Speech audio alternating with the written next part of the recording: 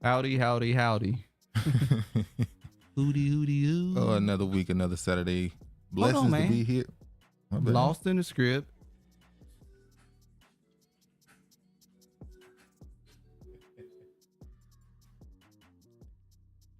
Lost in the script, episode 90.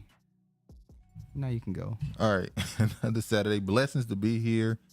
Oh man, it's good to be. Let me go ahead and It's a nice day. It's a nice day. What up, If you George? are What up, Buster? tuning in from the Seattle area, we can understand why you went. Oh, Regina showed up. What's up to the noble, honorable, respectable Duke?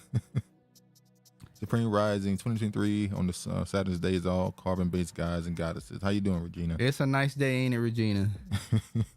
How they say the language of bunnies. How you doing, Rosie? How you doing? Rosie, do I get to go off today? Do I have your permission? How y'all doing, man? Hopefully you had a good week. A lot of stuff to talk about as usual. It's just getting darker and darker out there, ain't it? No matter how much the sun is out, it don't matter. It's getting darker and darker, it seems. How you doing, Brandon? What's up, family? What up, man? All right, we're gonna go ahead and get right into it. Wait a minute. Brandon and George didn't show up last week. Well, they had something. People got stuff to do. People got lives, man. But Brandon was here. He was here? Yeah. Oh, my bad. See, look at you. George ass wasn't here, though. George said he had business to take care of. He was at the welfare office. Damn. What the damn? George, it depends. Depends on what you're going off about. Oh, man. It is a nice day for being lazy, which I am. Yes, a nice day. It's pretty good. There's no clouds in the sky, no raining today. You know, we said it was going to be a cold winter, and we did have a cold about 3 weeks, 2 weeks. Really cold. It ain't cold January. No more. It is January. I don't want to talk about it because it might change. It's January. It warmed up. Damn. He said my son was sick, had the flu. See, look at you. Damn. Sorry about that. Yeah, he called me out. Oh, George's birthday was Sunday. He turned 50. So dark is dark. It's a caring one if it was just my imagination. Everybody wish George a happy 60th birthday in the comment section. Hopefully your son improves. Hopefully he's all right. Got some prayers for him. My birthday is Sunday. How does it feel at 60 years old? Are you still able to get around and Travis can kiss my guts, Fleetwood Mac style. All right, man. Let's go ahead and get into it. That's what's happening. Okay. This Sunday, Scallywag. Oh, this Sunday you turning 70. Now he's 70. Okay. Wish George a happy 70th birthday. Happy birthday and congratulations to another solar return around the sun. At George. Hey. All right, that's good. That's good. Hopefully it stays permanent. No one likes to see people stick, especially your kids. All right, let's go ahead and get right into it. I'll be 43, something you'll be lucky to achieve if you deny them. Only 43? Yeah, Joe said, yeah, young spry man. Oh. That's just your prime, right? That's a man's prime in his 40s. Damn, black people out here aging like buttermilk. That's because he around them snow bunnies. Angela Bassett wins Golden Globe for Black Panther Wakanda Forever as first actor to earn major award for a Marvel movie. Let's just acknowledge how good Angela Bassett still look at the age that she is. She took care of herself. She takes great some care of of y'all herself. Out here looking bad. Let's make sure they put these birthdays up for George.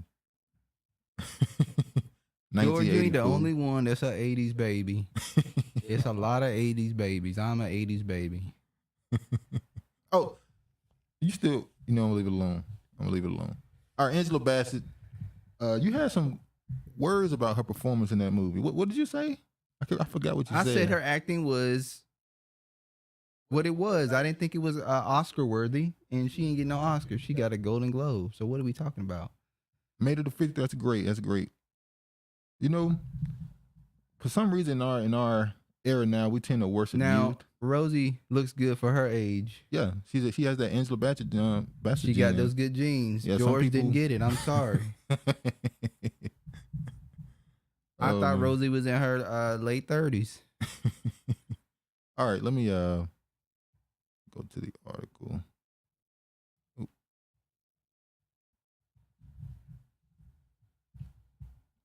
Angela Bassett won a Golden Globe on Tuesday for performance as Queen Ramonda in the Black Panther Wakanda Forever, making a 64-year-old the first actress to ever win a major individual acting award for a movie based on Marvel Comics. Congratulations to Miss Bassett. I didn't watch the Golden Globes. I just saw this and thought we should mention it at least. You know, something else that happened at the Golden Globes. What? Gerard Carmichael. He won, I guess 3+ awards. I can't remember how many. What did he have to do to get those 3 awards? I don't know, but he made a Scientology joke that people was showing all across social media. But what I find funny is how Hollywood is so blatant with what they do. Gerard Carmichael, just a few years ago, was an outcast. I mean, he was a alleged Trump supporter. He was one of those, what you want to call him, trying to be, what's the word they use? when somebody try to be edgy, a edgelord comedian. He's woke. No, not woke. He's the opposite. Oh, He's one of those edgelord comedians who kind of make jokes that you would expect some white person to make. He was kind of outside of the box, and then he comes out as gay, and all that's forgotten and forgiven. Now they pushing him as, oh, he's better than this comedian and that comedian. It's just like, it's funny when y'all dislike somebody and all they got to do is tell you something, just one thing that you agree with about their lifestyle, and all what is did they agree forgiven. with about his lifestyle? That he's gay. Well, we know how he got those awards. He was at the hoe all night just to get those awards. RIAA, Chris Brown. Oh yeah, Eddie Murphy was there too. Yeah, he shot out Will Smith. Yeah, with the slapping thing. Yeah, he told Will Smith. He didn't just make Yeah, a joke. he About, he did. made a joke, but he also, It was a tasteless joke. Chris Brown. Classless. Chris Brown unseats Elvis Presley as male singer with most gold certified singles. It's funny how this happens. This was on the grape juice. Yeah. Not Think about it for a second. I'm glad you pointed that out. This wasn't on all of the big platforms that talk about this stuff. This was, I don't know how big this, This is a Tether website. and it's just like, this is the only people who really acknowledged it. Yeah, Nigerians, big jaw, big Chris Brown up. So When they done with you in the industry, they done. they're with done with you. You. Yeah, we didn't see no I didn't see this. major outlets. I didn't see many major I didn't see any talk about this really. Now I'm pretty sure because it's a day later, somebody did something, said something about it maybe. But obviously the bigger reason why this might be in the news is Elvis Presley, Daughter, his daughter. Now we're going to Lisa. get to that. We probably should get to that right now. alleged daughter. What you mean alleged daughter? I don't mean it's not his kid. Just hasn't clarified whether it's a man or a woman. Why are you always trying to call these people men? Look at the time frame we live in. Now, the same time that he passes up Elvis Presley on a gold Lisa Marie Presley dies at 54 after hospitalization. Did you? I did see her on the Golden Globes. What they call that? What? When they walk? Oh, the walk. They do the little walk on Red the carpet? Red carpet. Yeah, that's the name. And she looked like she was barely holding on then. Yeah, like, 2 days before she passed, it looked like she was literally already. the dude she was with was holding her up the whole time. Yeah, so apparently she had. He came down. Why are we talking about her though? She a white woman. We're gonna go further into it. Cardiac arrest. Oh, that's Kim. why we talking about her. Exactly. We gotta. We can't say the obvious. Yeah, apparently. what am I thinking? I'm the one that sent the article. I It's forgot. crazy. But cardiac arrest was something that got her. So another one. I'm just saying, people dropping. Every time we get a sudden death, I'm gonna say suddenly see more. It's definitely something that's happening. Let me say this: we got to keep in mind that the only time you really notice stuff, if you're not paying close attention, is when the media cover it. So just because the media is covering it, don't mean that it's something that's happening out of the ordinary. This might be a normal amount of deaths you see amongst celebrities in the beginning of a year, but the media just might cover it more around this time. True. So just because the media is covering it, don't mean it's an important thing at the time. So just keep that in mind. But let me go back to this. We finally gonna go into this, and I'm not gonna say I have a different opinion than most people, because most people who talk about this, let me say this: details of Dana White's very private wife slap remain sealed under Mexico's privacy laws. As you know, Dana White, the guy who runs the UFC, has a partnership with ESPN and other networks. They're not covering it that much. They're kind of keeping everything private, allowing this to be handled amongst them two. Privacy. Exactly. Which I wish they would do more often. Now, most people who talk about this immediately go to the obvious. If he was a black dude, they'll make him step down, which is true. We know what this. you want to say. But we know this. The point I'm making is, should we ask for him to be stepped down, or should we ask for other people who have situations like this to also allow it to be dealt with privately? I think it should be dealt privately. Instead of, as a black man, in particular, because that's what everybody's comparing him to, a black man. As a black man, instead of trying to bring people down to be treated like you, how about you ask for yourself to be treated with more respect like everyone else? Stop asking for everybody else to be disrespected like you are. Exactly. Ask for the respect that everybody else gets. We don't know what goes on in people's private lives. We don't know what happened before tape start rolling, it doesn't No, mean we do that know, we're actually. condoning. We do know that they were arguing, and she did hit him first. Exactly. But the point I'm making is, like you said, we don't know what goes on in their relationship at home for the last. I think they've been together for 20-something years. He said That may be role play for them, and we don't know. Now, I'm not saying I agree with the dude that's beating on his wife and stuff, but you know, and I'm not saying I agree with a woman just beating the shit out of her husband either. I agree, but instead of people looking at this and wanting somebody to be punished, let them deal with it. So yeah, ask for privacy and respect. And black men, stop asking for people to be disrespected like you are. How about asking for them to respect you like everyone else? Any details the public will get on Dana White's recent nightclub incident in Cabo, in which the UFC president was caught on video slapping his wife in retaliation for being struck during a heated argument, will have to come from White himself. That's because Mexico's privacy laws prohibit law enforcement from discussing the very private matter, and police investigations refuse to confirm or deny if a complaint had been filed, according to a new report from Sarah whatever. Now, also keep in mind, I think her parents or one of their parents came out and said that he is abusive and all this other stuff. Now, this is when you know, either somebody's about to be taken down or people just looking for headlines. One of the two. Well, that parent ain't gonna be invited to the get free tickets. I think it might have been his family member. I know it's a family member. I'm not gonna say parent.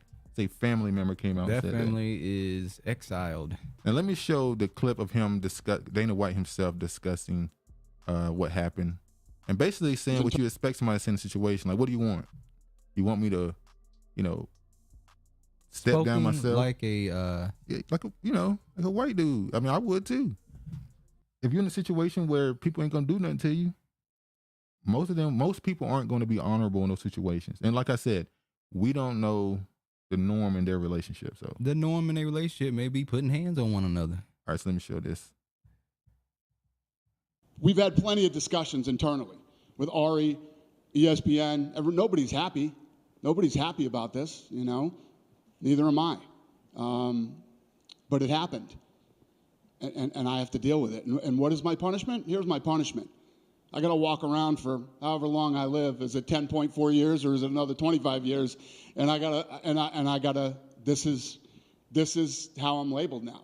My other punishment is that, I'm sure a lot of people, whether it be media, fighters, friends, acquaintances who had respect for me might not have respect for me now. I mean, there's a lot of things that I'm going to have to deal with for the rest of my life that are way more of a punishment than what? I take a 30-day, 60-day absence?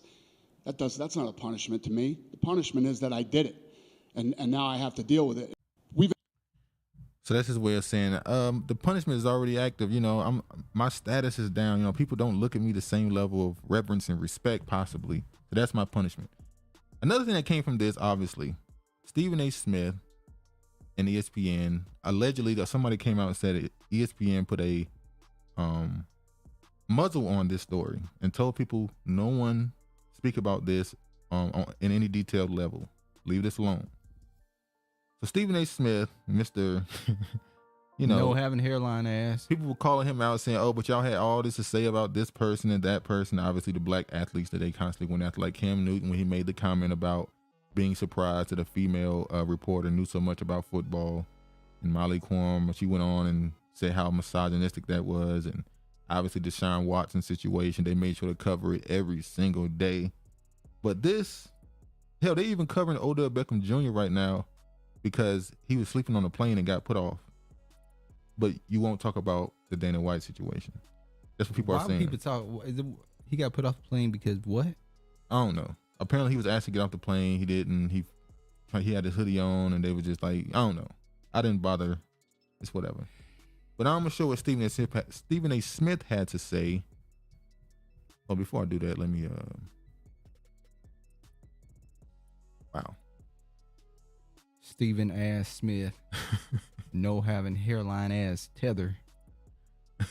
That's what he is. And I'll legitimately adopted reject era baby that is Travis 89 don't count. Oh shit. Oh Lord, I have a daughter that's 30. Okay. Thanks for doing this love back to you. Gerard Carmichael was repping the symbols and colors in the photos I saw. I already know what Gerard Carmichael is.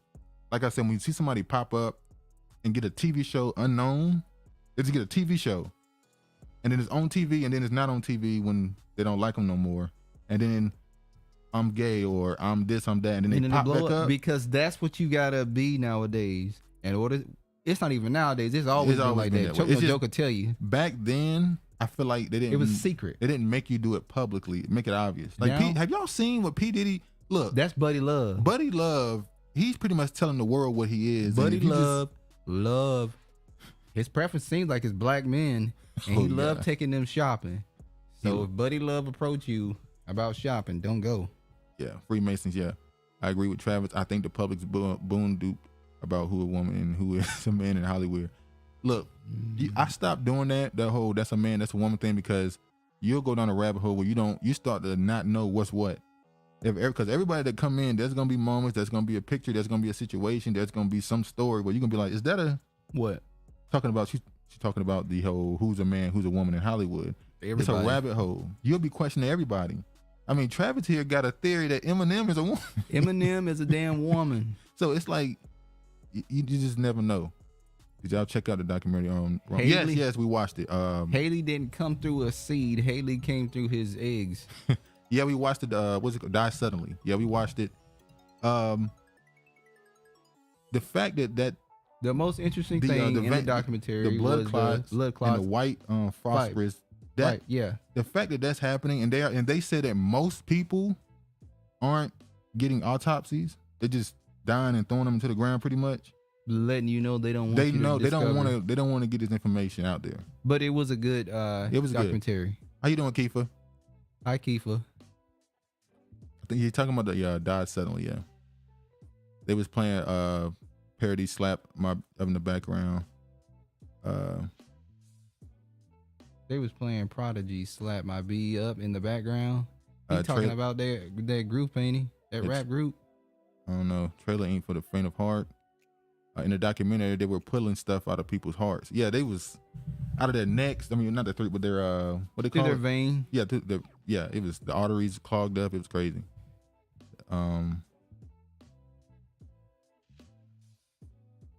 What? Dana White is white. Exactly. Sana. Stephen A. Smith is a descent of Travis and the poop broken. He's a descent from you. You older than Stephen A. Smith. Nah, he not.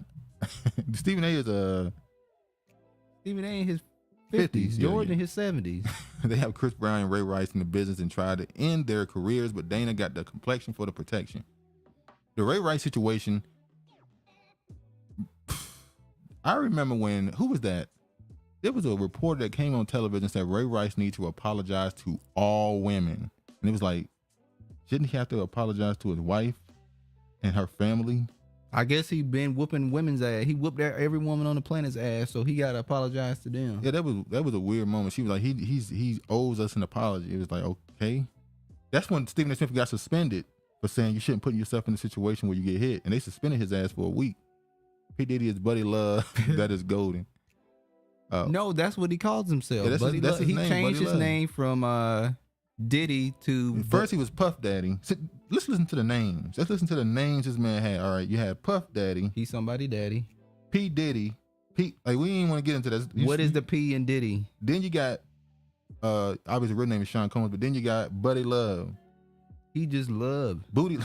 Booty. Bussy. That's what he into. Travis coming via seeds versus eggs. Now that is a rabbit hole. George just dropped the link in the chat. That Prodigy slapped my YouTube video above. All right. Let me get back to this. I wanted to catch up. Hopefully the comments actually keep going this time, because normally it stops right about now.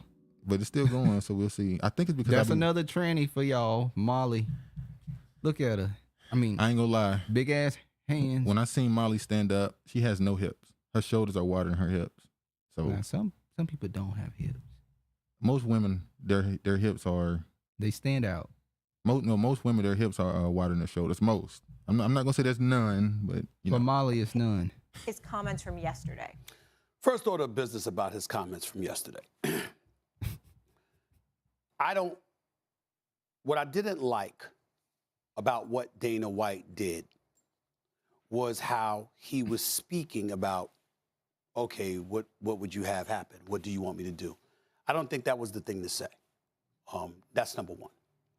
But number two, I want to get into this because you know this is First Take and we don't run from issues and we ain't about to start now. And people who have implied that somehow, some way we run from issues or we soft soak stuff, I don't think they know what the hell they're talking about. So let me say, I'm speaking for myself. I'm not going to speak for you on that, Molly. I'm going to speak for myself. I've already stated for the record. Number one, I spoke to Dana White. Dana White knows exactly where I stand. He was wrong. You do not put your hands on a woman, period. Okay, I agree. But please, Stephen A., make sure you tell the world as well that his wife, you need to tell her not to put her hands on her husband. You have to do that. And you do run from stuff. You running from the fact that you ain't got no hairline. His hairline is running. You know, if I think the Most High, that he made us Black Americans. We got so much damn hair on our foreheads. When we born, they have to shave it off for us.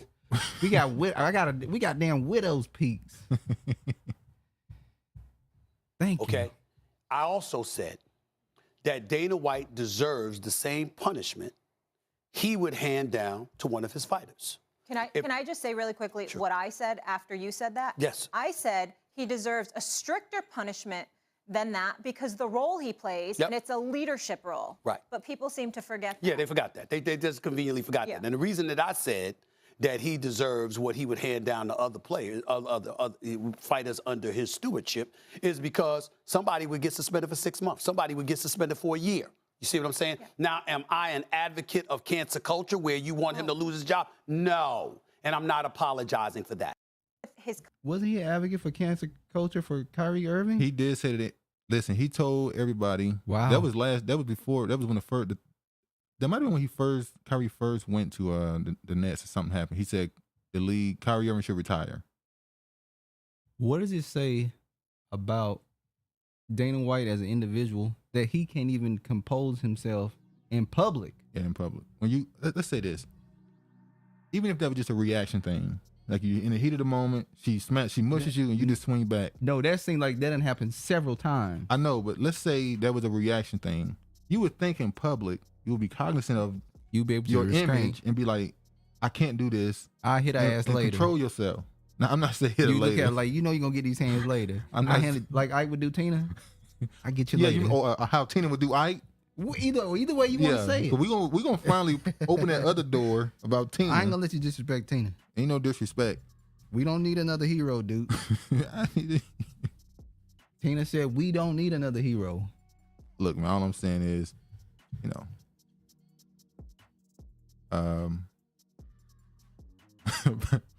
Brandon told your Travis a baby still on 90 Similac.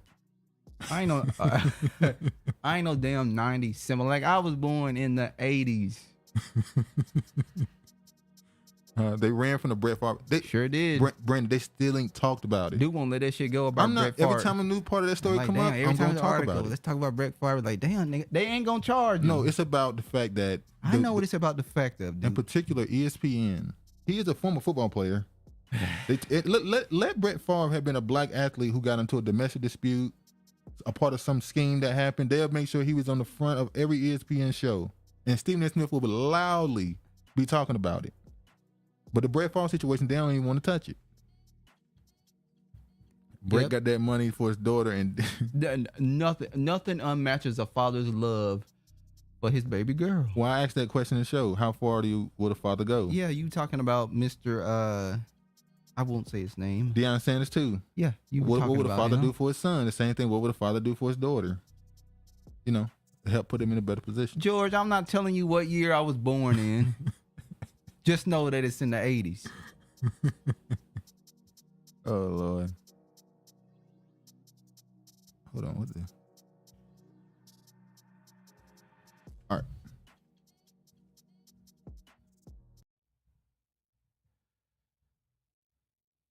And it seems like we might have finally seen something good out of that situation with Dwyane Wade. We'll talk about that next. Hold on. Stephen A. Smith calls out Texans for treatment of black coaches. I'm only bringing this up to say, not every time a coach gets fired, Is it racial? Oh, hell, who busting? That sounds like fireworks. Sorry, that was fireworks. No, I'm gonna leave it alone.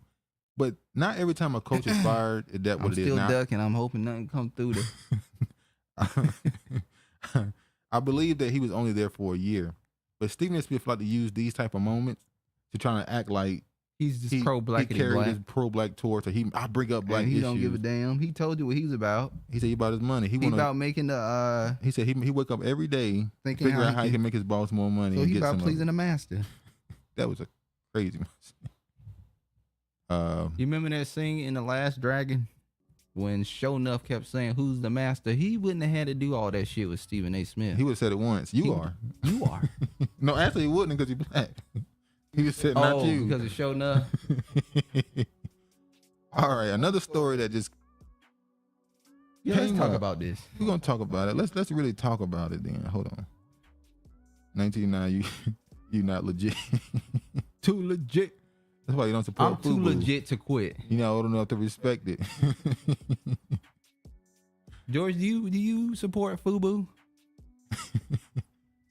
Oh Lord. All right. Frauds. TikTok chefs resurface tweets about black women spark backlash. Chef Way, who is an assistant district attorney in Texas, who has more than 250,000 followers on TikTok, issued an apology for a range of tweets insulting black women. I wonder how many of them were black women and they didn't realize that he had those tweets out there. What you mean? How many black women were following him and didn't realize he had those disgusting tweets out there? Are you gonna go there? Okay. You gonna play the good cop? Are you gonna make me be okay? I ain't gonna make you be nothing. In a series of deleted tweets that date back to 2015 from Waymo to God, Chef Way, whose real name is Wayman Wesley, posted demeaning photos and made misogynistic comments about black women. Sure did. In one resurfaced tweet, Wesley shared a photo of a black woman, calling her too dark. In another tweet, he also posted a photo of a black woman alongside a photo of a dumpster, comparing the two and writing that he saw no difference. Wow. That is below. That's gutter. His comments are causing backlash from many black women on social media, like a Twitter user from Aaron, who also resurfaced screenshots of old tweets in account, both of which have been deleted. One user says she witnessed Wesley's tweets in real time and that he bullied dark-skinned black women and girls to a point where they deleted their account. Now you see, karma always comes back to bite you in the ass. Definitely do. He said, got folks who are asking if I regret contacting a few of Chef Way's brand partners and encouraging them to cut ties. The answer is a resounding no. The harm he has caused to black women and girls is immeasurable, and accountability is long overdue. His downfall is his own creation. Keyword, accountability. Let's focus on that word. What is accountability? Accountability in this situation? What is accountability in this situation? The accountability is him going on a social platform, degrading a group of women. No. What's the accountability? Like, what is the end result, end game? Oh, for him? Yeah. Just work at the DA office. So he's just not allowed to be an influencer? I don't think he should be an influencer. Because I'm scared of him working at the DA office because now we have to go back to all the cases that dark-skinned black women were involved with. Let me say this. And see if... We made that comment, I was kind of joking, but we made that comment about the black judges. Exactly. And how they were saying crazy stuff, and you're like, you gotta go check it. And now we have to check the shit that he was involved with at that DA office. I'm serious. Yeah, it's true. I can agree with you on the part about should he be allowed to be an influencer? He can still be a chef. Yeah. But I don't think he should be an influencer. Because I think he still holds those I think he still has that resentment towards those women in his heart. I mean, hell, look who he married. He said, to those I've hurt with my past tweet that have resurfaced, I am deeply sorry. That was a moment in my life where I was sick in more ways than one. Cooking saved me. You have watched a flawed man heal. I will continue to heal and learn. Thanks for being along for the journey. I don't feel any remorse in that statement that he said at You know all. what's funny though? Somebody found a tweet of the day, I guess he asked his wife to marry him. And it was in Black History Month. So that was even more picking fun. He asked his wife Judgment come quick nowadays. It don't take 15, 20, 30, 40 years for it to happen. So basically, this dude got exposed and he lost all his branding deals. But a funny part about this is... There's no funny part about this. I thought this is the funny part. I'm sorry. Well, we know you like to make fun. I thought this was gonna like some internet. The only reason why we're talking about this is because it's bigger than I thought it would be. I thought it was just some dude that got exposed on Twitter, like some person. People get exposed on Twitter Instagram all the time, TikTok. It's nothing for somebody to get exposed and then just lose some followers. I didn't think it would make news. It should make news. News articles were written. It should. So I get it because he has a certain amount of followers. They felt like they needed to cover it strongly. And not only that, he works at a DA office. That's not even the part they really care about, though. Now I want to just show that this was on the news, which surprised me. Lisa, the tweets in question were posted under a now deleted account back in 2015 and 2016. And Chef Wei says he has changed his ways, but that has not stopped the outcry. Hey, what's up, guys? Let's make a modernist interpretation of a turducken. On TikTok, Wayman Wesley II, known as Chef Wei, cooks up bite-sized snippets of content for his 250,000 followers. But a series of resurfaced tweets are leaving a bad taste in the mouths of many. Under a now deleted account with the handle Waymo the God, Wesley is accused of disparaging and insulting Black women, saying negative things about dark skin and comparing them to trash. Twitter users reacting to the tweets, calling them colorist, anti-Black, and misogynistic. Lisa, the tweets in question were posted under a now deleted... Now, I was surprised that made the news. Now, I'm going to tell you, we talked about that Black woman that put out that article of saying Black men are the face of white supremacy. Yeah. She could have used this in her story. That's my point. This is why I think that now you see where I'm going. I believe that this story is blown up for that reason, to create more of a see. Now I've seen people accuse this dude of being Caribbean. We don't know that. I don't know. People calling this dude Caribbean. He has some tether-ish. That don't matter. He made an oxtail pasta. But what I do want to say is this. So back in 2011, 2012, there was a social media was a lot different back then. It ain't really. They still having gender wars going on. No, not gender war. This wasn't gender wars. When people used to do jokes back then, harsh jokes. So this was, once again, we say Black people gonna have a dark sense of humor sometimes. Yeah, Black people. It's some stuff used to get said back then. I remember on YouTube, 2011. Like, bro, people used to do roast battles where they would do videos towards each other. It would get, people would find out stuff on you and really roast you. So when I saw the comments he made, I wasn't surprised when I saw the date on the comments, because back then, if you type in anybody who's been on YouTube, on Twitter, since then, and you type in any crazy saying, they done said something crazy about it. Okay, Negro, get to your point, because you seem like you trying to not get to the point. You're beating around the bush. This is just showing that there were comments made by the opposite gender that was saying same thing. This is not defending him. It seems like it is. This is me showing the error in the toxic environment that existed at that point, and how seems like you're trying to take the heat off of what he's going through and making him accountable for what he did, and say, see, everybody was doing it. No, the point I'm making is the environment. Okay, because see, they might have been joking. He clearly wasn't joking. He was serious. Not only did he say that, he also went and married a white. He was talking about light-skinned women. He didn't even choose y'all. He never said anything about light-skinned women. Huh? He never said anything about light-skinned women. No, when he said that the picture would look better if the dark-skinned woman wasn't in the picture, and he cropped her out and kept the lighter-skinned woman in the picture. Oh yeah. So I thought that was stating a preference for he'd rather have that, but I'm saying he didn't even choose a light-skinned Black woman. He went and got the homie was out there. Homie was on the internet going crazy. And then he cook and save. Homie don't play that. He said cook and save. They would roast his ass for that too. Regina said, why is it so little? I'm gonna have to read it. Some Black men have stated they sold drugs for their children and families, but we know how that went, and it's still going, while white men rake in dough for selling the same drug that are illegal now. Yep, same thing. That's what they did with the weed situation. Now they sent you to jail. Now you got out of jail and you're living in a projects, and they putting weed on top of the building. Yep, that's what your boy, Governor Mayor Adams wanted to do, I got out of prison, had to move into a project with weed, and now you putting weed, what I went to prison for, weed, you growing weed on the top of the building. We even hire you to. We'll hire you to put water on it and stuff. Real from the 80s is busting at your younger buster while trying to ride the coattails of an age of decadence. So this elder is saying that I'm trying to latch on to this elder is saying that I'm trying to ride the coattails of the 80s and I'm born in the 90s. That's what he's trying to say. Yeah. George, I was born in the 80s. Never heard of the wayward Wayman chef Travis till this new scandal popped up. And that's what I'm saying. This was some internet dude. Why is this on news, articles being written on by every platform? Because it's propaganda. Exactly.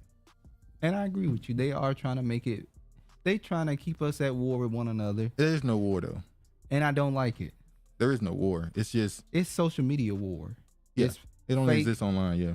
Fake disliking one another. And then when you go out to the grocery store, you eyeing one another down and hoping you'll get a number and you don't even want no date really. You just want to go Netflix. None of that stuff happen in real life. Shit change except for George. And it stay on the internet. George would be Chef Way.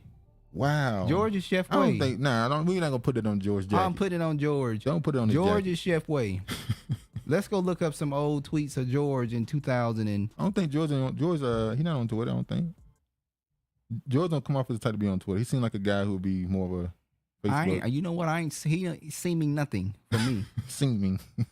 George was doing that. He was about that smoke in 2015, 2016. I can imagine the things he said. Speaking of another black man, look at this. Ex-NFL star Teyo Johnson claims racist CEO urged him to sleep with co-workers in a lawsuit. So the black man is saying he was urged to sleep with a white woman? No. Travis, deep in the way it's corporate America, basically. This is. Go ahead. I know we ain't trying to keep y'all here all day. This is what there's a great YouTuber. This is what he's talking about when he says corporate America. Yeah. Corporate America means when you go into corporate America, they don't like for you to be a individual, introvert, or an individual. Yeah, or individual. Yourself. Yeah, you gotta be part of the team. Part of the team. Yeah, you have to go to the parties. You gotta. If you don't, social network, because we had our Christmas party, and I don't ever go to the Christmas party. Christmas parties will be popping though. Now the HR, who is an Indian lady, and the regional manager, she is a Hispanic lady. They both were literally begging me to go to the Christmas party. Mm-hmm. The Indian lady's like, now the company that manages, they come out of California, and the HR lady's like, I literally came down here to see you. Because we've talked through the internet, and then I've called her a couple times because sometimes it's better if you talk over the phone than email. Yeah. Because you understand better. You get to read certain things better. And she was like, I came all the way to see you. And I had just left work, and she actually came to the job to see me, but I had left 10 minutes before she got there. I said, what was she planning on doing at this Christmas party? You gonna have some eggnog. They spiked the damn eggnog, got me tipsy as hell. I'm vulnerable. But yeah, this whole article is basically him saying that she tried and convinced him to sleep with coworkers to build. Matter of fact, I'm gonna read social networking. She has a word for it. I'll read some of it. The CEO of New York-based Metaverse company has been accused of sexually harassing a pair of African-American subordinates, including a former NFL player who claims she subjected him to a bizarre come-ons and prodded him to have sex with coworkers. That's corporate America. Teyo Johnson, a former tight end for the Oakland Raiders, who also played ball as an undergraduate at Stanford University, claims LRM CEO Janie Uro, isn't that a Jewish name? Probably so. I've seen that name before. No, it's a black woman with that name. I think. I know a black woman with that name. I don't know a black woman with that name. Well, she was lewd references about employees' sex lives as well as the racial slurs directed at black employees, including one remark threatening to trade Johnson if he didn't perform in his job. In a lawsuit filed in Manhattan federal court against Yorio and Everram, whose backers include the Silicon Valley venture for Anderson Horowitz, and which has tapped celebrity endorsers including Paris Hilton, Will Smith, and The Weeknd. Johnson also alleges that he was pressured into sexually harassing games in which coworkers and clients were encouraged to sleep with each other. That's team building. Now, this is the name of it. In March, Johnson alleged that she told him about the sex-related game that she encouraged employees to play during a business trip, Federal Austin, Texas, KYP, which stands for Know Your Personnel, or KYC, Know Your Client. That's the name of the game. Oh. Where euphemisms for having sex or hooking up with coworkers and business partners. You know how they always say when you're doing public speaking, just imagine everybody naked? Yeah. It's because all the damn co-workers done seen one another naked. Yeah, they don't see.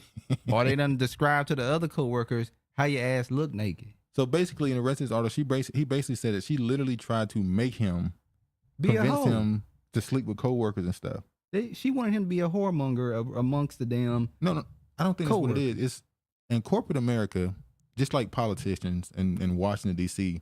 They gotta have. There's two things that are currency: secrets and information. You gotta have dirt on you.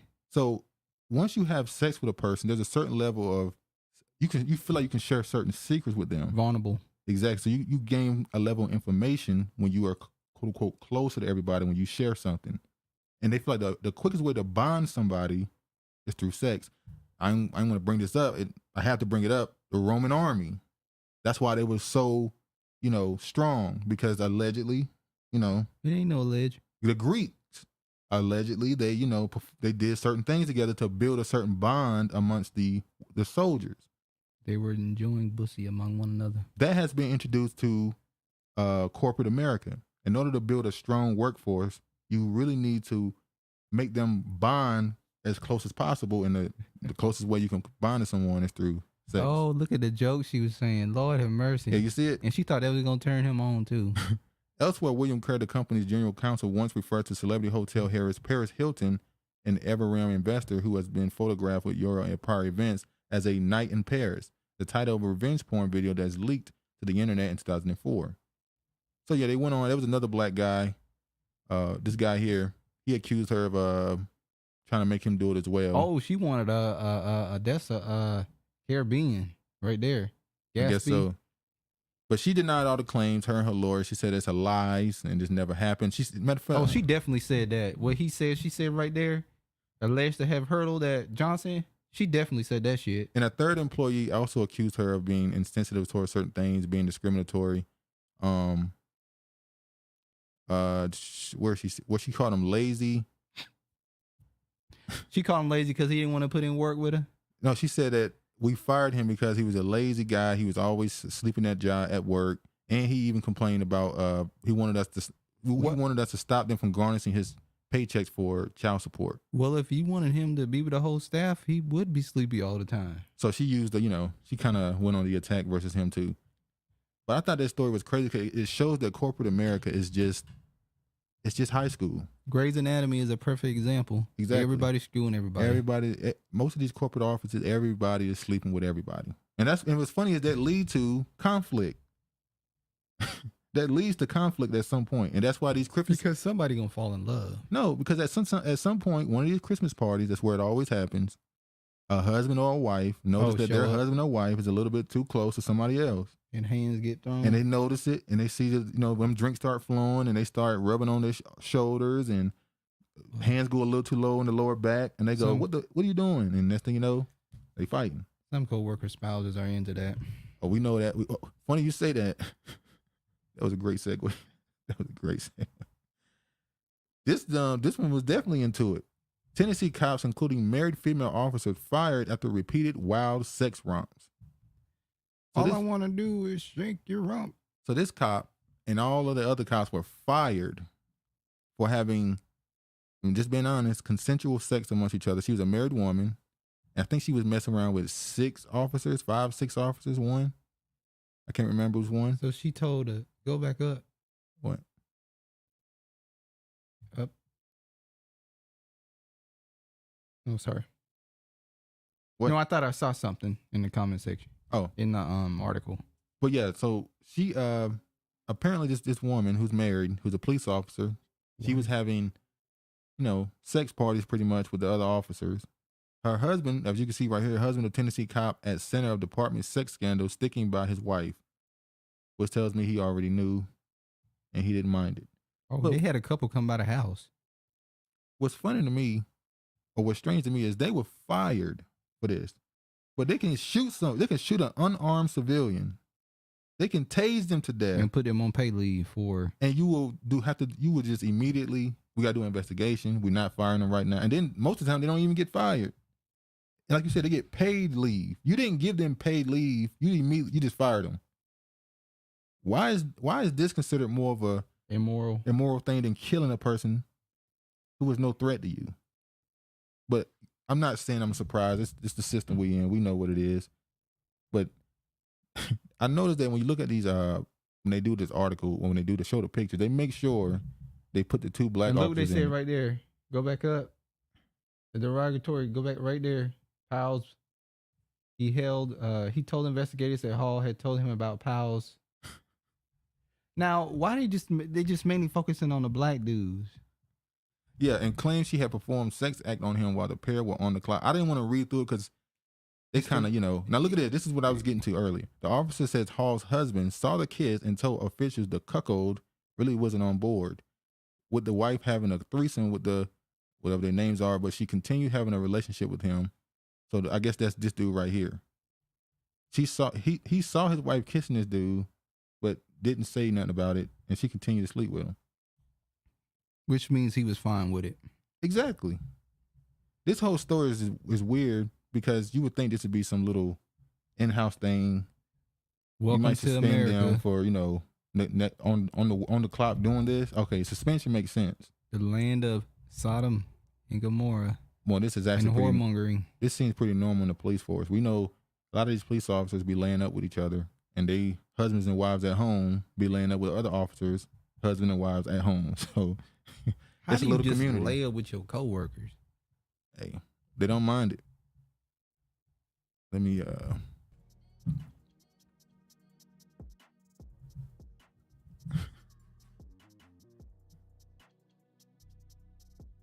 Travis is shook. I'm shaking like a bowl of Jello over here. Keep your punk ass in the 90s. You a 90s baby. I agree, Duke. There was no war. You sit here claiming you an 80s baby, knowing damn well you were born in the 40s. I agree, Duke. There is no war, just fake on social media. Duke, keep this recording. Travis admitted he's a 90s baby. When I say I was a 90s baby, he said he a fake book man. That's what he is. Fake book. It's true. The Pink Toes and the other lovers, the brothers, so much they'll push a sister out of their way, literally, to get him, and he loves it. He loves it too. And Regina is absolutely right about what she said. Yeah, there's a female shortage in the state of Washington. Yeah, yeah. The Roman Army blew their own backs out to build their backbone so they could easily blow out other backs. Travis did extensive research on this and has tested it out. This is the only time I believe at a 90s baby. George is talking shit. All right, let me I'm gonna let you live. I'm gonna let you live to fight another day, George. All right. Remember that case we talked about last week? Well, not case, but that story about Kira Bolden becoming the first black Michigan Supreme Court justice. Well, her another justice on the seat made comments about who she was staffing. You want to know what he really was saying? Don't come in here stacking your chamber with all these niggas. No, that's what he was saying. Let's read what he had to say. Michigan Supreme Court Justice Richard Bernstein. Apologized to fellow Justice Kira Harris Bolden on Monday for interfering in how she staffed her court chambers. Bernstein, in a story first reported by the Detroit News, has strongly criticized Bolden, who was sworn in on January 1st as Michigan's first black woman on the state Supreme Court, for hiring a clerk who had been convicted of robbery and shooting at a police officer in 1994, but had gone on to become an advocate for improved prison conditions and worked for the state appellate defender office after his 2008 parole. Bernstein said he believes in rehabilitation, but said that the clerk, Peter Martell, should not be working for the court due to his past actions. He also said he was not speaking to Bolden because they did not share the same values. Martell resigned, but Bernstein, who is legally blind, also received considerable criticism, both for his public comments and for prompting Martell's resignation. Today, I apologize to my colleague, Justice Kira Harris Bolden, in person at the Hall of Justice, and she accepted my apology, Bernstein said in a release issued by the court office. I regret overstepping the Justice Bolden's hiring process and should not have disturbed her ability to lead her chambers. Yeah, she should have told you to mind your motherfucking business. That's what she should have told you. Both Bernstein and Bolden are Democratic nominees to the court, The justices are listed. Are listed in a nonpartisan section of the ballot. Bernstein also apologized to Martell, noting he is not an elected official. My actions invited people into his life in a way that he had not signed up for, and he deserved more consideration. I am committed to working with Justice Bolden in coming years to advance our many shared values, including immediately working on expanded opportunities in the legal field for those who have repaid their debt to society. He already done resigned now. It's too late. You just chased somebody out. And then you're going to talk about, you telling these tiny hats. Tiny hats. You literally came out and chased someone who was a former, who committed criminal acts in the past, reformed themselves, rehabilitated, and tried to get into the legal field. And you literally ran them off and said, I believe in rehabilitation. And but now you he done retired. Yeah. I mean, resigned. You're going to say, I want to work on opportunities for them. It's too late. This is crazy. Like, and of course she's going to accept your apology. What's she supposed to do? She can't walk around being upset. Angry black woman. The new Supreme Court Justice, an angry black woman walking around not speaking to anybody with a chip on her shoulder. I was going to say that. Yeah. So. Can you imagine? She got to be fake for a little bit. Oh, man. He made sure to say that she forgave. It's like, what are you really going to tell us of that situation? She could have said, get the fuck out of my office. And you still going to go out and say she accepted it. She probably did. He could say what he wanted to say happened. But what's the point of you attacking this hiring and then turn around and say, we're going to make sure these type of hirings happen in the future? Because he's trying to make himself look good, which is what they do. You are a coworker. You don't tell me what to do. Have you lost your mind? And this is why I go back and forth with you about this. What is prison for? We don't go back and forth over shit about this, because I done told you what it's for. It's for punishment and it's for redemption. How? If I get out and I get treated like this? Well, dude, you know what you can do? You take your ass back to school and major in criminal justice and go and fight and change the laws and fight for criminal justice. You want to do that? But what if I want to be a clerk for somebody who's the first black woman Supreme Court justice? Well, go out there and fight the damn power. I don't know what to tell you. So we agree on what it is and what it should be. What more can we do? What you want me to say more? Please tell me. Our point is, I believe society does not rehabilitate people in prison. That's my point. We know. You done or you finished? Candace Owens wins $115,000 against black conservative Kimberly Klacik, who sued her for defamation. When I saw this, I said, "Wait, does that mean if it wasn't hit with the defamation, she didn't win? That means she is a madam." Exactly. We knew she was a madam, big time. At a strip club. Kimberly. And Candace Owens always suing somebody, but she's supposedly she about free speech and all this other stuff. But Kimberly like to stay dolled up. I knew what she was. I know Candace didn't do this lawsuit. It was Kimberly, but she always ended up in lawsuits. And she win though. She win. That's what I'm about to say. And she Candace win. Say this tether always come out on top. I wouldn't sue Candace, man. Somehow she win every time. Hey, I ain't scared of it now. I take her ass to court. Now when the legal fees start stacking up. Oh, you gonna jump? You can't jump out then because you're supposed to pay them. White people, they was fired because them dude was Mendingo. Hey, you think that they were fired because they were black? They included black people in it. So if it was all white people, they would have been like, "Oh, y'all just having some fun." They were fired because of them Mendingos. George wanted to be a Mendingo for that lady so bad. All these layups. All right. Travis again, damn, I'm the GOAT. I hadn't realized that about the shortage. Maybe out of shake college lures and never return. Seattle is boring coming from a native. Yeah, George, you a GOAT. Goats eat anything. Well, she said, there's a shortage. Definitely less women in this state. You out here eating trash and everything. I know it's hard for you. It's definitely less women. I don't know what would be the cause of it. I guess Seattle's not known for nightlife, maybe. It's not known for.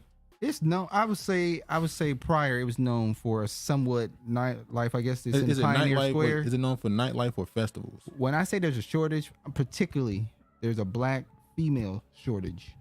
You see a lot of foreigners. It's tough out here.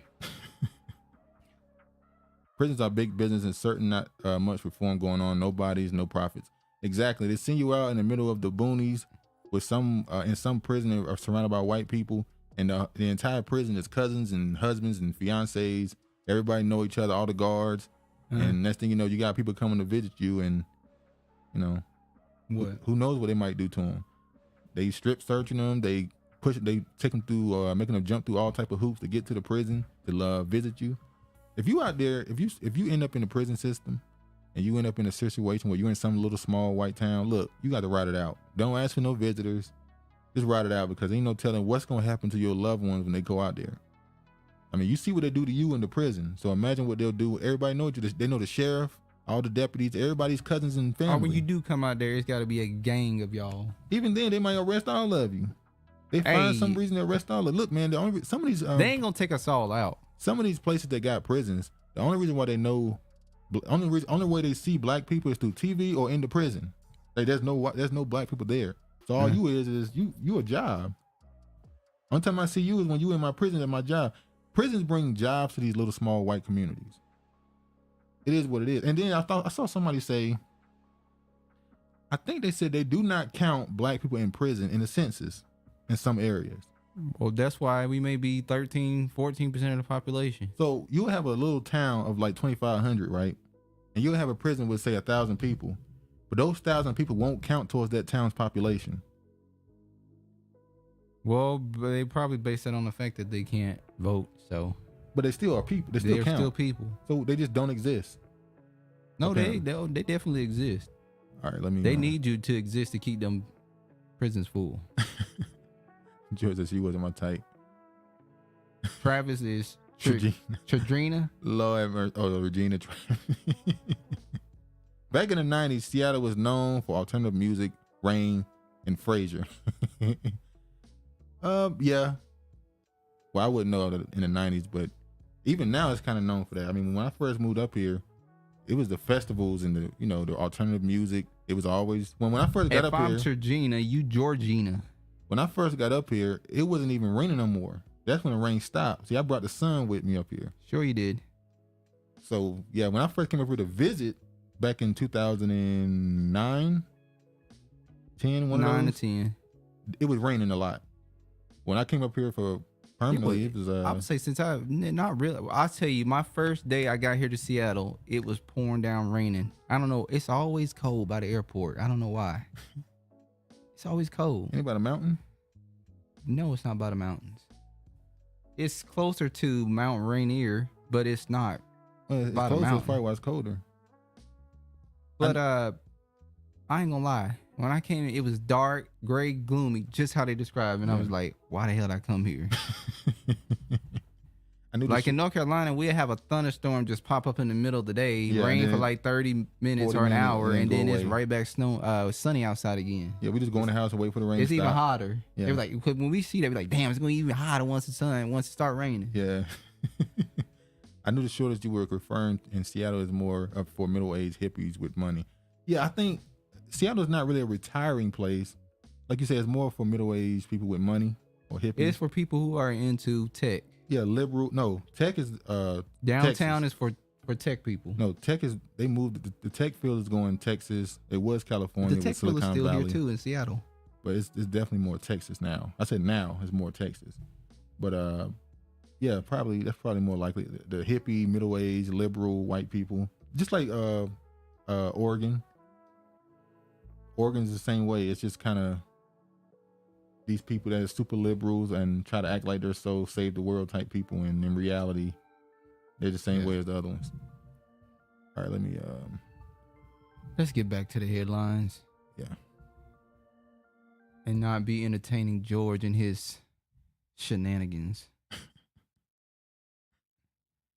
Nirvana, Lord have mercy. Who is Nirvana? That's I think that's a rock band or a group. Oh, see, he know that shit. Look, He be attending these concerts with these snow bunnies. Yeah, okay, don't get mad because I'm cultured. Who uncultured? I said I'm cultured. That's what they call it, right? When you know stuff that ain't got nothing to do with your culture. You cultured somehow. All right, she was going to confiscate it. Okay, another story we talked about last week was a 6-year-old who shot a teacher. They still ain't obviously not going to tell us how the kid looked. Obviously, I get that. It's a kid.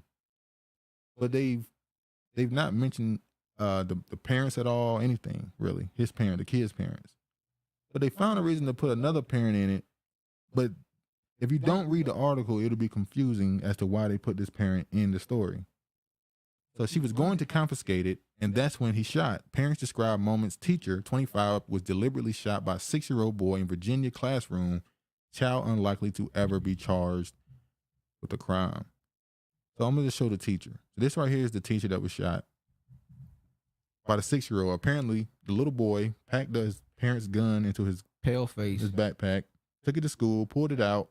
The teacher saw it, tried to confiscate it from him, and he shot her. Now, that's why I find it funny, because in the last article, when this first happened, they said that they were having an altercation. And I said, what do you mean an altercation? Why are you calling that? Is it an argument? What do you mean, physical? When I think of an altercation, I think of hands being thrown. Yeah, so I find it weird to describe the situation as an altercation, when it seemed like it was more so he pulled out a gun, maybe to show his friend. And popped the ass. And the teacher was like, what are you doing with that? Give me that, da-da-da. And that's, And he like, you ain't getting my piece. But they found a reason to show this woman. You see here, it says, Brittany Gregory, whose son goes to first grade at Rich Neck Elementary School. Rich Neck, somebody mentioned last week, Rich Neck sounded a lot like Redneck. Redneck Elementary School in Newport News, Virginia, said the teacher was about to confiscate the gun when she was shot. But then they show her and her son. And you think immediately, wait, that's the little boy that shot her? That shot her ass? But why are you showing this parent? But no, Brittany Gregory, whose son attends first grade, says her son has suffered nightmares in the night since the shooting. So her son was just a classmate. Who saw his classmate pop the teacher, and now he's having trauma. I guess maybe it's just our own sensitivity to the situation. Because if they wouldn't have got a white parent that's just talk about how their kid is dealing with the fact that another kid shot somebody, we'd be like, oh yeah, you're getting the story from the woman who was shot and her family, and then you get a story from a witness, so the kid, and you'll get the parent. But because of our sensitivity to the situation, we immediately go, wait, y'all trying to make it seem like the little black boy, or because we're intelligent and we don't fall for the banana and a pipe tail and bullshit. We know what they be up to. We know what you're doing. I do think that if you don't read the article, when you send a link to this article, it shows her and the little boy and then the white woman, and they talk about woman shot by and you go, we looking to see the little boy that shot the woman. To be honest with you, we're not gonna see the little boy. We feel bad for the kids that are that were traumatized during this ordeal incident, but we want to see the white kid that shot the white teacher. You're not gonna see it. They're not even gonna show you the parents. They're gonna be like, we don't even want to be on camera. My son finally broke and collapsed. Black mother pulls her child out of Alabama middle school after horrific discovery. Black woman, come up here with some of your cousins. Alabama mother pulled her son out of Lewis middle school last Friday after learning that her son was a victim of racist bullying the previous year. My son finally broke and collapsed. He said, I thought I could handle it. I thought I would stop if I stayed quiet. I cannot take it anymore, Mary Beth Ford said. The report, other students were calling for his son a monkey. A video the 8th graders aren't describing the bullying has gone viral and has viewed by thousands. We see so many students are either considered suicide or some other method to relieve themselves of this. And I'm so thankful that my son spoke up. Ford said the other parents of color have reached out to her and giving her support. She added that her son is at a new school and looking forward to putting the bullying behind him. Looking forward to being around other Negroes. That's what I'm thinking. I'm hoping in the next school, you gave me at least a 60% demographic. They in Alabama. It ain't nowhere in hell that there ain't no school with a whole bunch of Negroes in it. But, hopefully, I keep saying this every time a story like this happens. You can't be surprised when you send your kid to a school with too many of them that these type of things are going to happen. It just is what it is. So the South. You said the South. Yeah. No, that's north, northwest. No, I'm saying that lady, that's what we used to having in the South. Oh, here you go. You still talking about the black woman. The woman's in beautiful. The South. Okay, we get it. There's a whole lot of black women in the South. There's a lot of black women across the country, ain't it? I was like in the North. Okay. They scared to come up here. They said they scared to come up here in Washington State because black men don't be wanting them. So they don't want to move up north. Because, black men got all these snow bunnies just harassing them. Yeah, okay. University of Missouri won't punish Meg Miller, who who wished more N-words would get murdered to get week off school. I don't even want to talk about this wayo. Listen to this. University of Missouri President Mung Choi announced thought on She just like that You remember that other college student? Who? Do you remember that white girl? The college student, and she was in the lobby area, and she was calling that the black receptionist girl. I don't know what she was. All type of racial names, and they had her own recording. You remember that story? I don't. It's a lot of them. I don't remember that one in particular, maybe. Announced through a campus-wide email that Meg Miller, who went viral last month for stating, if they would have killed 4 more N-words, we would have had the whole week off. Upon review, the student racial slur was expressing a direct message to a friend and was not communicated in a way to harass any individual. In that context, the speech is protected for the First Amendment of the U.S. Constitution. Because we are a public institution constrained by the First Amendment, concluded the university has no grounds to discipline the student who sent the message, even though it is diametrically opposed to our values. It's difficult to imagine what the university means when it says that statements are not punishable because they are not directed at individual. In essence, this implies that you can make violent threats towards an entire race of black people, and it's okay as long as you don't single out one of them. Many black students are outraged by Choice update and the schools not holding students like Miller accountable for their racist and heinous acts. You know what you could do? Go to HBCU. That's rhyme too. You know what you could do? Go to HBCU. In other words, Missouri State don't give a damn. Yeah. If you don't like it, back your black ass up and go to HBCU. Now go have a coconut smile. Oh, Lord. Grudge music. Virginia, you bring me the feminine side out. George, I'm really trying not to say nothing to you. Roger says, I love my visit to Seattle. I think, at least back then, I don't know about now. Back then, it definitely was when I first came up here and visited. It was different from the environment I was used to. So I definitely had fun. But now, with the way things are, I don't know if it's somewhere you want to visit. You agree? Agree with what? Sorry. I was in a daze. Let's go ahead and move on. Dwyane Wade's ex-wife finds loophole in divorce agreement, objects to daughter's gender change. It's so Little Boosie. Oh yeah. Just don't cut off his. Don't do it, man. Come on, don't cut man. Off it, man. Don't cut it off, man. So apparently, because of their agreement in their divorce, she found a loophole to where she can at least slow this from happening at some level. You see here, it said the mother of Wade's transgender daughter, Zaya Wade, is objecting to the attempt to legally change her name and gender. Radar Online has obtained a 2011 divorce agreement that stipulates Wade must get approval from his former wife when it comes to any decision regarding Zaya's health.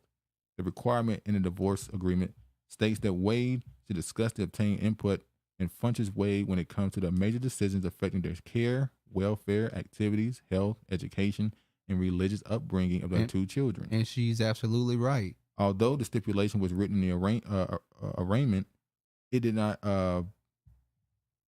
it did not state that Funches Wade has the right to object to whatever decision Wade comes to. Yet signed paperwork states that Wade must keep his former wife informed of all doctors, nurses, healthcare providers, and mental health providers treating the minor children, whether on a continuing basis or in a connection with an isolated issue. It will be up to the judge to determine if she can actually stop Zaya from changing her name legally. They reported in November that Wade had his legal team respond to Funches Wade's accusation. I don't even think parents should have the right to decide whether or not their kids can get gender change. I think that should be left up to them once they get to 18 years of age to decide what they want to do. Because they may have this, they may later on decide 2 or 3 years later, oh, that was just a phase for me, and now there's something you can do. Well, it's not a phase because clearly he's been brought up in it. This is how we know. We just speaking like this has become a norm in Hollywood, and they love to do it to little black kids, little black boys in particular. They love to adopt, especially white. They love to adopt little black boys in Hollywood and then make them walk around in dresses. Well, look at who he's standing next to, Gabrielle Union. A lot of criticism is coming at her too, because we know that she is heavily involved in that shit. Every time Zion Wade take a picture, he's always next to Gabrielle Union. Like what's her name? Not what's her name, but 50 Cent made some comments about her comments when she said that she cheated on her first husband because she made more money than him. He was like, that's whole mentality. That is whole mentality. And, you know, it's 50 cents, so. If you don't want to be with a man that makes less money than you, then don't even engage in a relationship. And he made a good point. He was like, well, if he up and then he go down, something happens and his money go down, are you allowed to step out then because he's not making more than you? Because things happen in life. Then he makes more money than you again. You don't do it no more. Like, what is that mentality really go for? So, I'm trying not to be. My vagina is only solely yours when you're making more money from me. Making more money. Oh yeah, for me. I had it right. When you're making more money for me, because you know they say my money is my money. Your money is our money. That's what that's the bullshit they tell you, and nobody don't ever correct them. They just let it ride. They just let it ride. No, your money is your damn money, and my money is my damn money. Now, when your ass get on the same mentality as me, then we can say it's our money. When you grow up. All right, let's move on.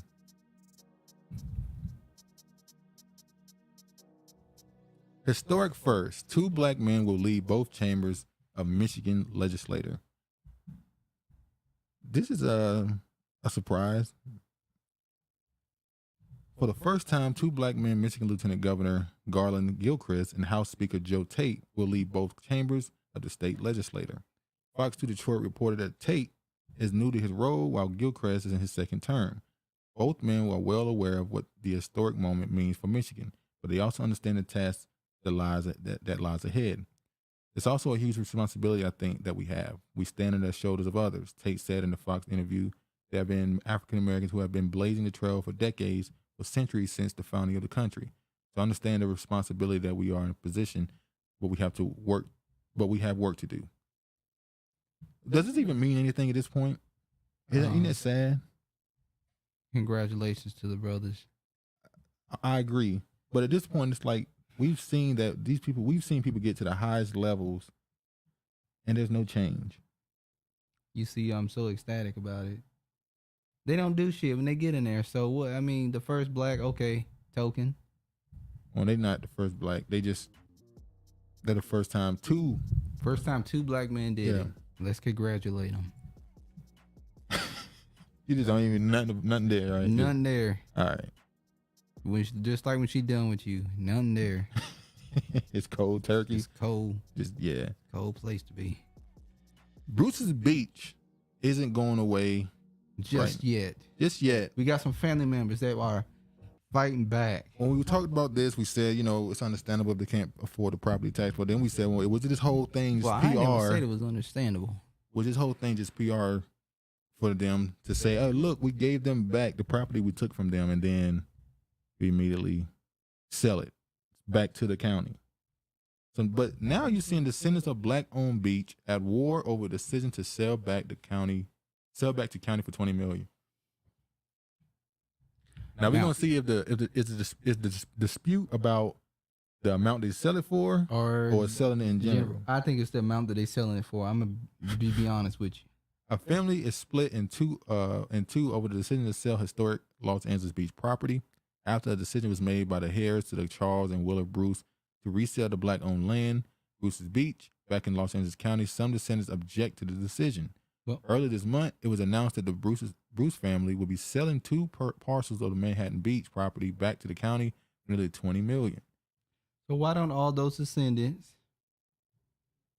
come together, all chip in and pay the property taxes every year? We don't know if that's the only reason. However, family member Patrice Bruce, who said she was not involved in the sale, expressed disappointment over the decision. I really don't think that Charles would have sold it, Bruce said.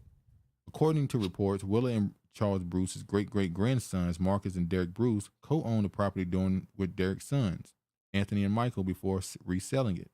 When the city returned the property during the ceremony last July, Anthony said the initial seizure destroyed his grandparents' financial legacy. The resale was announced via Twitter last week by the chair of the Los Angeles County Board of Supervisors, Janice Hand. Stating to always advocate for Bruce's return, Hand tweeted that the decision has always been about the Bruces. The fight has always been about what is best for Bruce's family, and they feel what is best for them in selling the property back to the county for nearly $20 million and finally rebuilding that generational wealth they were denied in nearly a century. On the contrary, in a statement released by the Bruce family, some members debated who actually advocated for the land's return. We know that some envisioned that we might hold a piece of land in an attempt to reestablish our family's former enterprise, but we have chosen instead to look to the future. Although the family is feuding, news of the resale has given hope to other descendants of black families with property taken away from them. Shouldn't say the family is feuding. You should say the family is in a disagreement on whether they feel what's best for the property at this moment. Now, he just made a comment there where he said, look to the future. And I made a comment like that when I talked about, I think it was in Atlanta.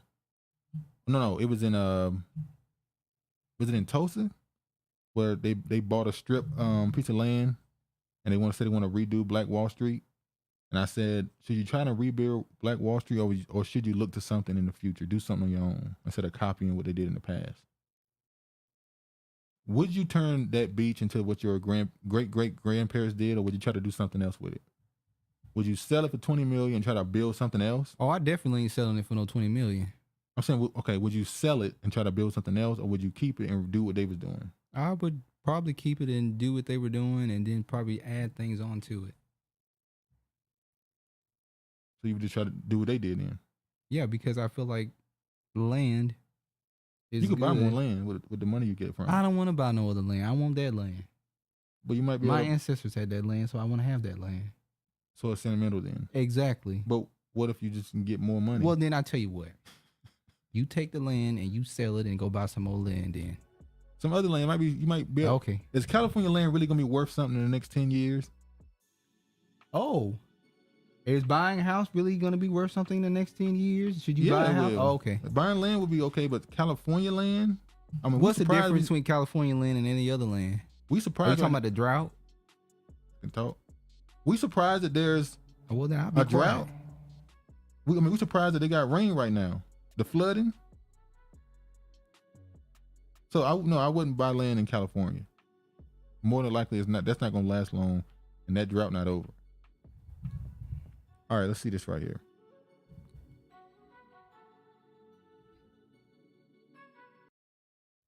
Keenan, and I'm gonna show two articles of this to show how two different publications can view one story.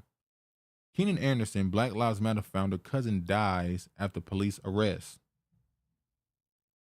The cousin of Black Lives Matter co-founder Patrisse Cullors died hours after he was repeatedly tased and restrained in the street by Los Angeles police.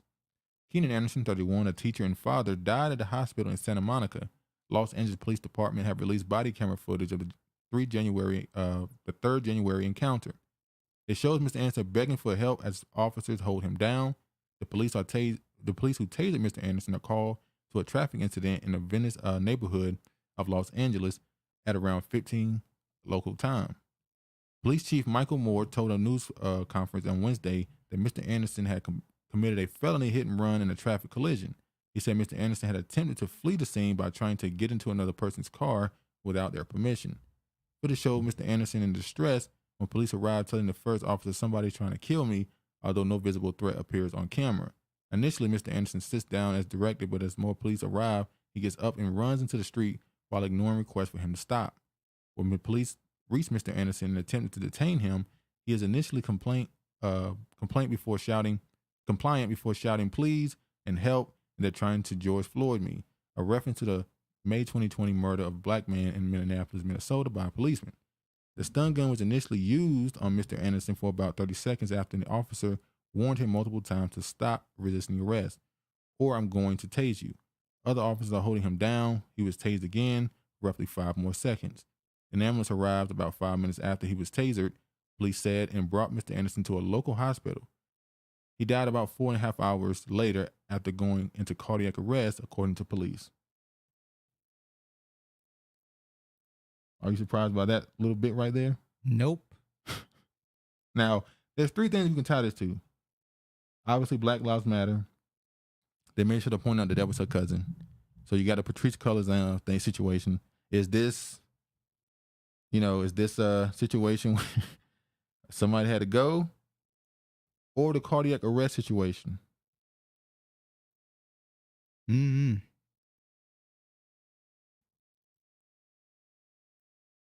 Maybe this was to make Patrisse Cullors look and put her in a different light because she was catching so much heat because she had all that damn money she was getting from Black Lives Matter.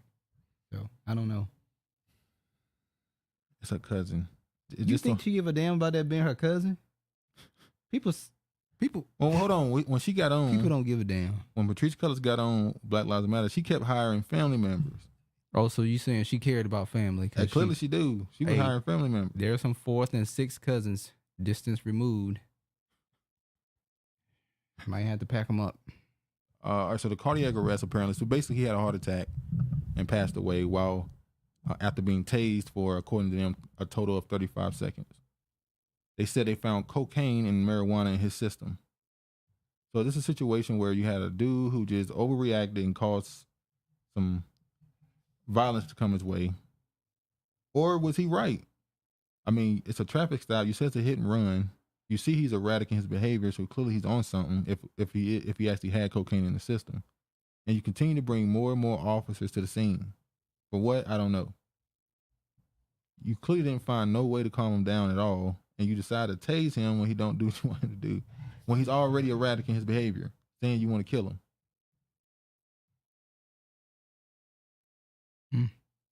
Now that was the BBC that said it that way. When you read New York Post, they don't do no allegedly, he said, possibly. They pretty much said this dude was a lawless criminal who was on drugs, who the police had to try to subdue.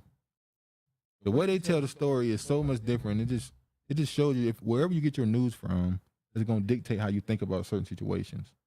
That's why I try to read articles from at least 3 different people, 3 different sources. Well, at least they ain't all putting out the same damn thing. No, if it's the same story, it should sound the same in every article. It shouldn't sound completely different in each article, depending on who published it.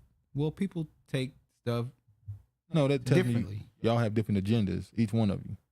Some of y'all try to soften it because you're pro Black Lives Matter. Some of them just tell it like it is. Some of y'all soften it because y'all pro Black Lives Matter. Others try to inflate it a little bit, make the person seem like a worse person, almost like they deserved it because you're against Black Lives Matter. That's what all this article did. They pretty much.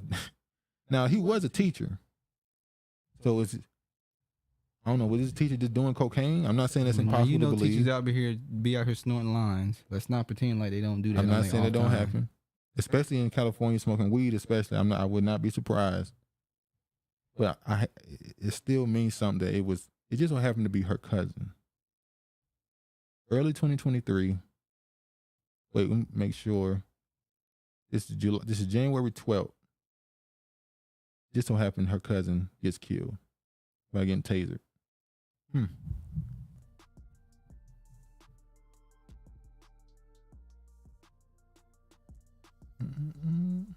on, y'all.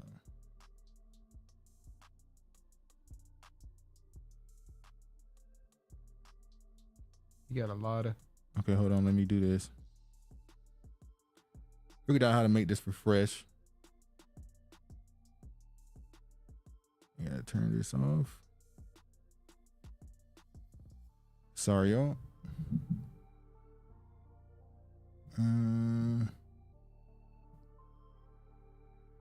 Apologies. And make sure I refresh it completely.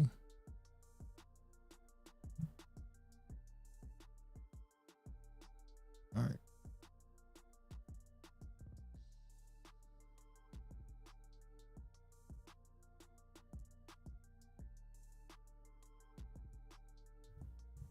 All right, that should work. All right. Next story. Come on, man.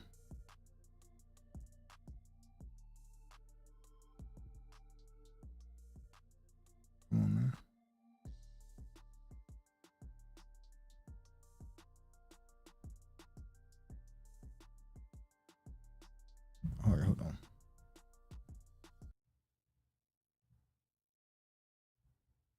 I think this is the next story, ain't it?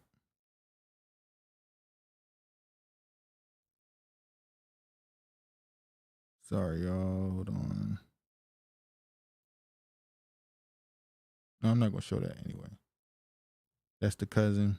Him acting erratic in his behavior. Not going to show that. Oh, yeah. We got to show this. Now watch this right here.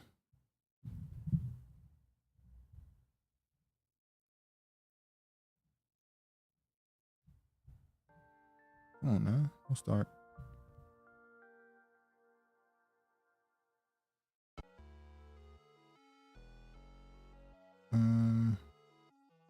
Turn.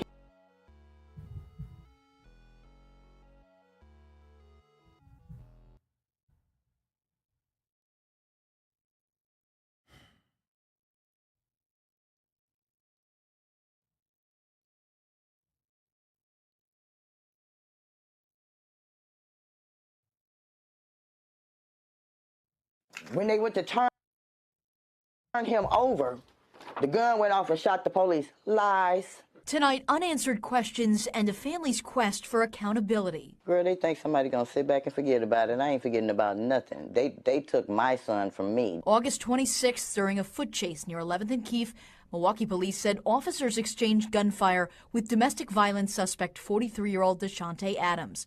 Chief Jeffrey Norman told reporters that day Adams took his own life when police approached. Ultimately, the suspect fled into a backyard of the 3500 block of North 11th Street, which time he had discharged a firearm at his head, fatally wounding himself.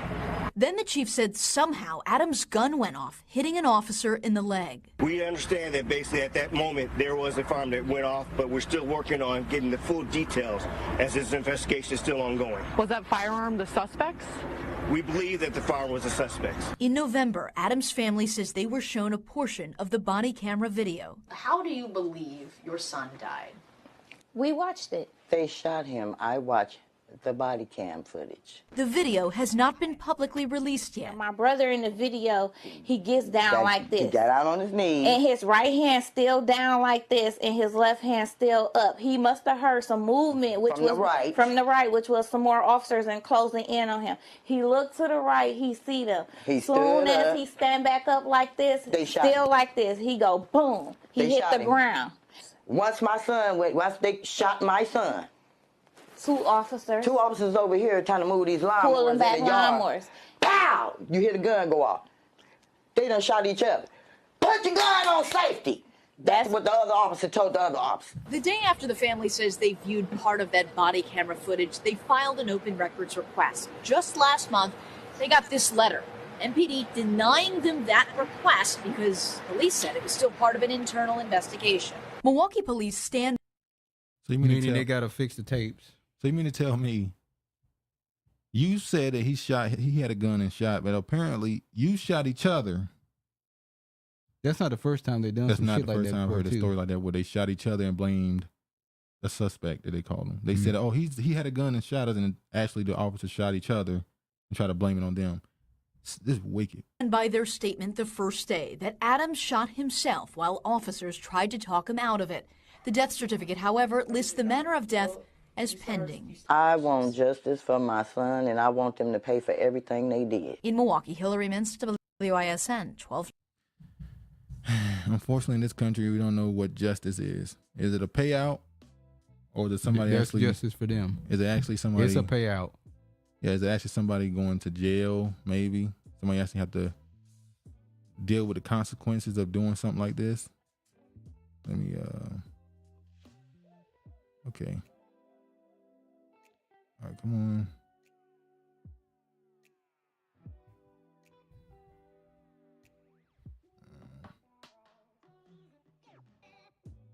All right.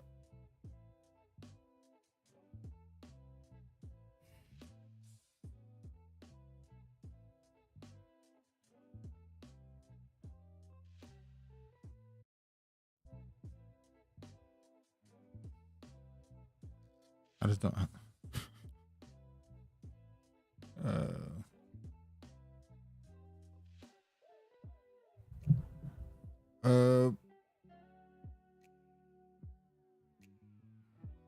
Joy said Union eat weight cakes. Brandon said Corey Holcomb said that's a makeup mask she wears. He says he don't look like that. I don't know. You think Gabrielle Union is busted? I don't know. Well, it's a shame. Like, you want to say Gabrielle Union don't look that, but then you don't know what. You don't know what she really looks like. I'm just gonna reserve the opinion on Gabrielle. When white contractors wouldn't remove Confederate statues, a black one did. Leave these white people alone with their Confederate statues.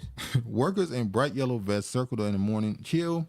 Some clutched cups of Starbucks coffee at last comfort before beginning the hard work of dismantling a statue of Confederate General A.P. Hill in the middle of an intersection. As a small group of Confederate heritage defenders assembled nearby, at least one of them, armed, City Safety Coordinator Miles Jones lectured the work crew on wearing hard hats and eye protection, and who, he asked, will be the site supervisor. A bearded man in Ray-Ban sunglasses with a Norfolk State University sweatshirt stepped forward. "What's your name, sir?" Jones asked. "Devon Henry." Jordan began, then dropped his voice respectfully. "Oh, Mr. Hendry, of course." The name carries weight in Richmond these days. Over the past 3 years, as the former capital of Confederacy has taken down, more than a dozen monuments in the lost cause. Henry, who is black, is overseeing all the work. So none of the white contractors would take down the statues. So this black dude, they shouldn't take down the statues. Why would they? But listen to this. If this black dude is the one who's been taking them all down, doesn't that mean his work has been getting good work the last couple of years? Well, good consistent work. Why do you want to take down the statues? To me, it erases history. Why do you want to keep statues? It erases history. That's the main point. What do you mean? What you still getting shot? You still getting killed? What is the point of you having the statues removed? Ain't shit changed. What do you mean erased? History. They can put that never happened. Slavery never happened. This never happened. We know it did though. No, you're right. We do, but we don't know about the future generations. So wait, them getting rid of Confederate statues? Okay, dude. You want the statues to go down? It's fine. I didn't say that. I'm asking, why do you want them to stay up? You're saying it gets. I done told you why I want them to stay up. I know. I'm saying, what history is he erasing? The war? Yeah. But the war is on the books.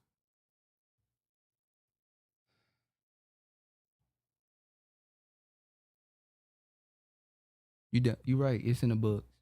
You're right. It's in the books. Like books can't be destroyed. Books can't be rewritten. But statues are being destroyed now. Yeah. What's the difference? But they're having the actual statue there is, I can say, yeah, this is this. They can remove that shit out of books. Right? All right. Okay. And now this is a clip. I'm not going to watch this whole thing. Matter of fact, I'm going to show you. Lamont, like he lost weight too, right? I don't know. I hope he ain't got that. As I die slow. Damn. Mark Lamont Hill recently had Michael Eric Dyson on his show on the Griot Politics, who is what's his name? Michael Eric Dyson. What's the guy who owns the Griot? The billionaire black dude. Brian Allen, one of them. Yeah, Brian Allen, who owns Black News Channel now, but obviously he named it the Griot Politics. He had Michael Eric Dyson on his channel, and they said right here, Michael Eric Dyson on the dangers of news and political and social media. Really what they're talking about is what they call new black media. Now you have black people on social media who have influence, and sometimes greater influence than the people who think they should have it. The gatekeepers. These boule Freemason people who went to college and got all these degrees and such. They believe that they should be the voice, and that the people who simply got their knowledge through the street, as in, when I say street, I don't mean street like drug and gangmen. I mean street as in self-taught. They read stuff on their own. They found their own knowledge. That those people shouldn't qualify to be listened to as influencers in the black community in the political sphere. This is what their whole talk was about. Let me play some of it. And I am joined by Dr. Michael Eric Dyson. He's been talking to us tonight about everything from religion to pop culture. Doc, I got to ask you a little bit about politics as well.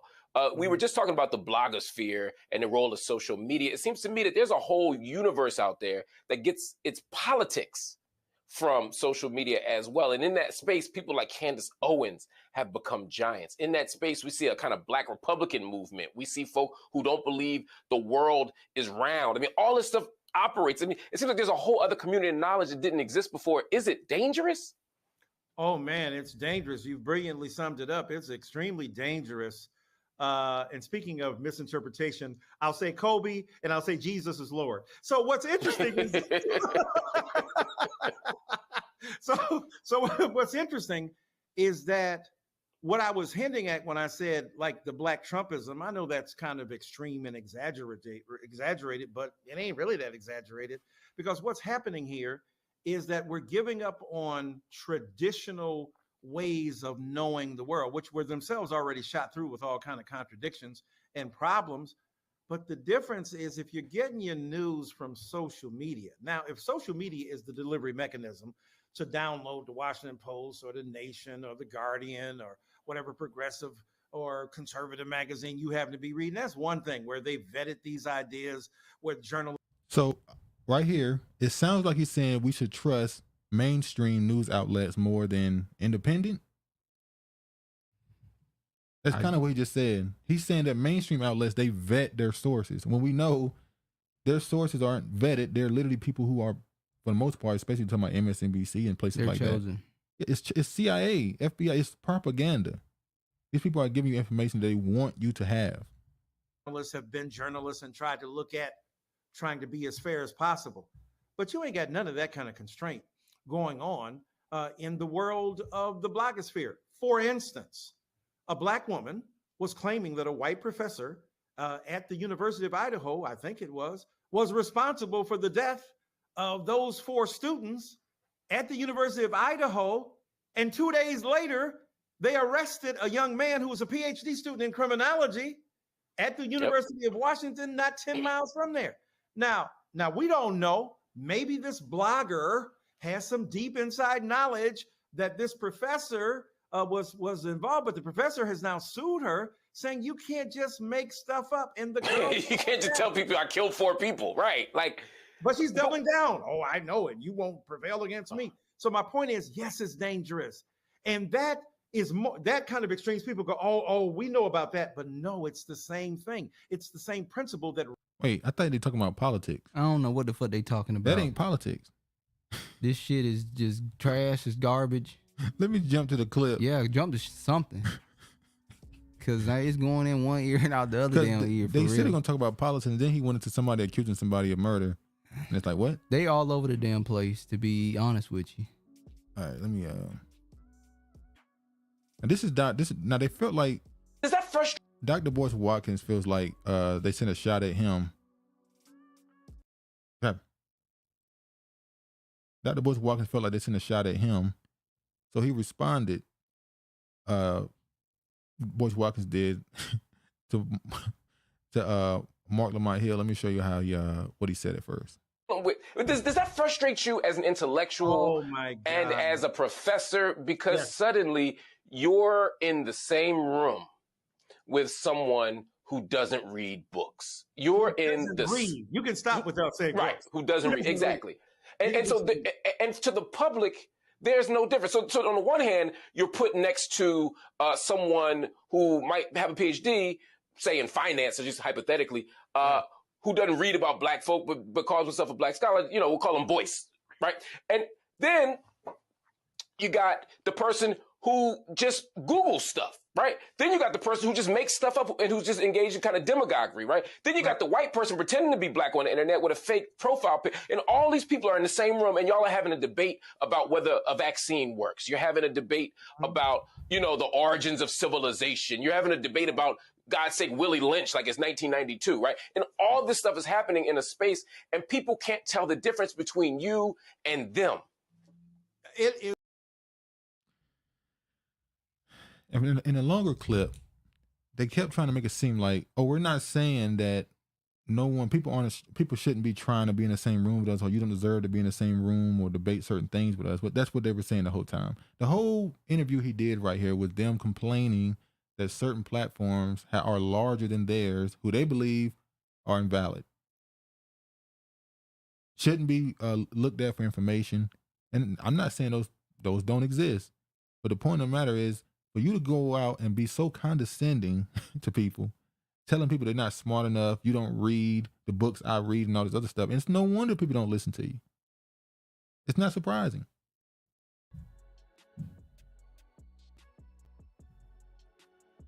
All right, let me... Oh, there it goes.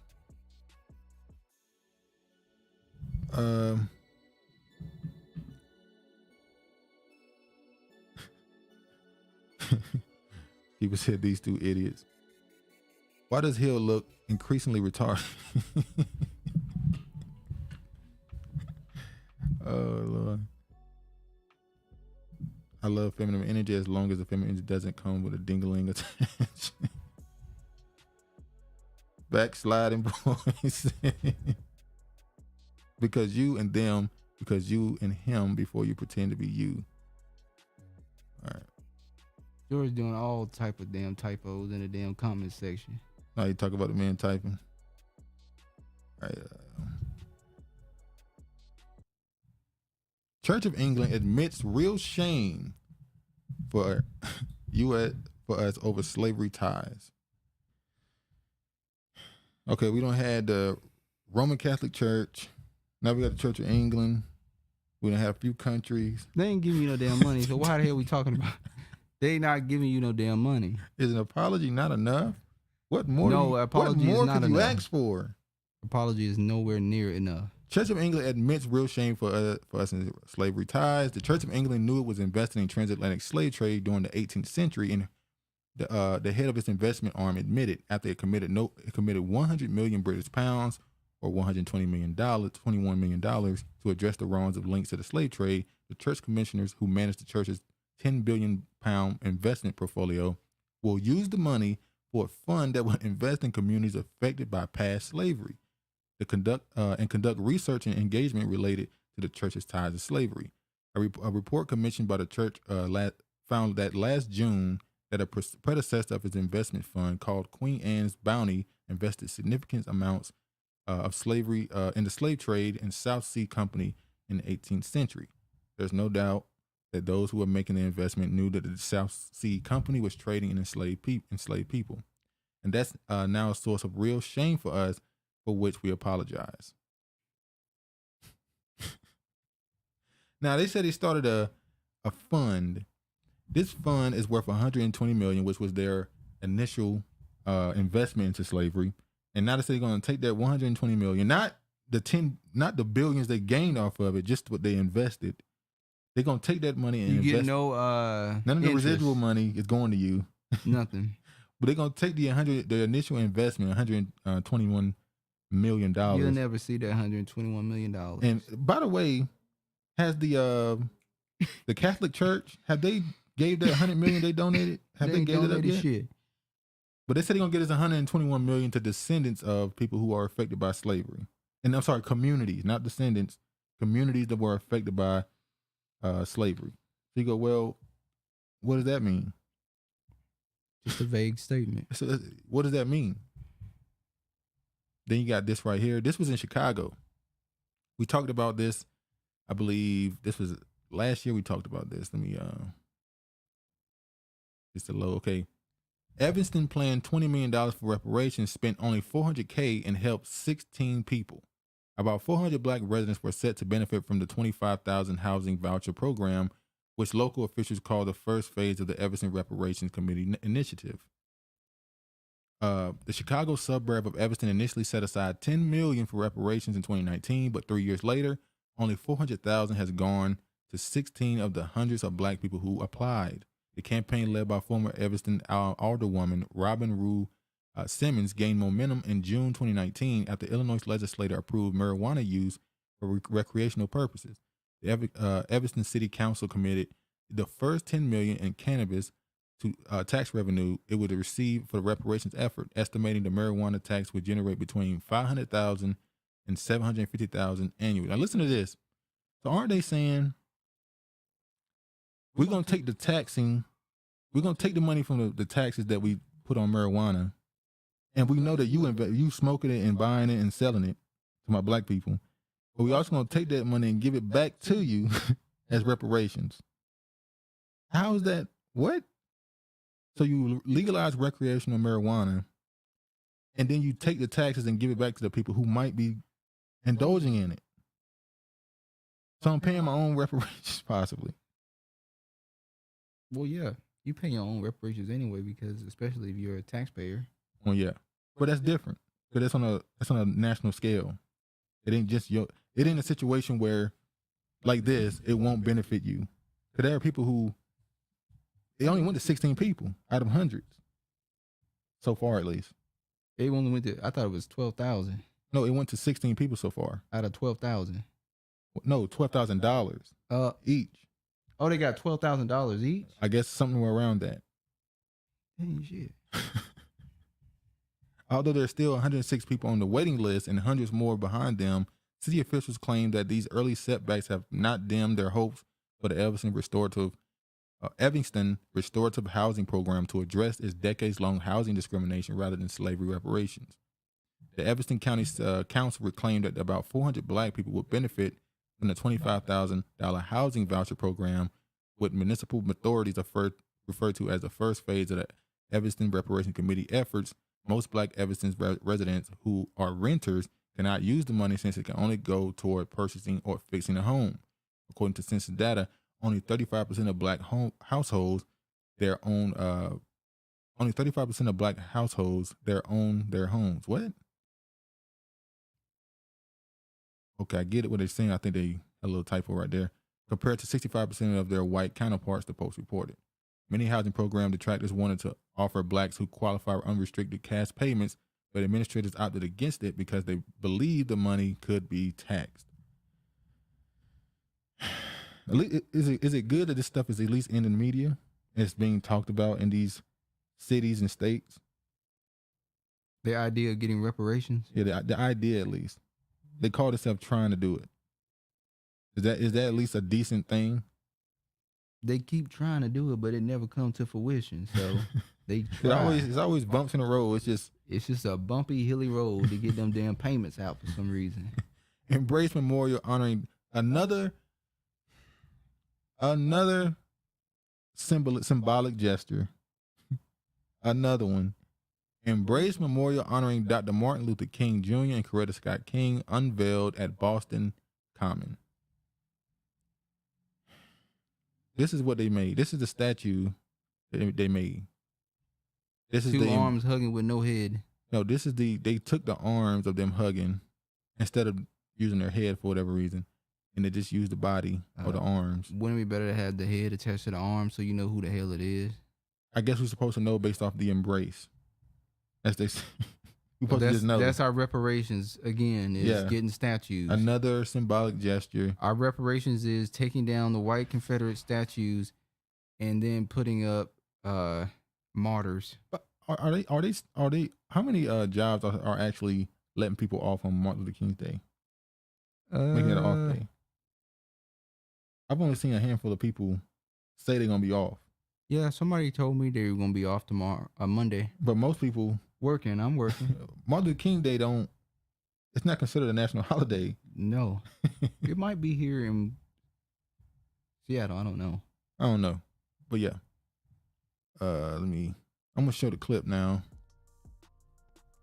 Let me show the clip of them talking about the statue and it's symbolic and how with the deep meaning behind it and how this is necessary for the healing of the country. They say this every damn. Well, damn, when the country gonna heal? This country been healing for We've been healing for a while. Mighty long time. This statue is just another waste of my taxpaying money. That's what it is. On Boston.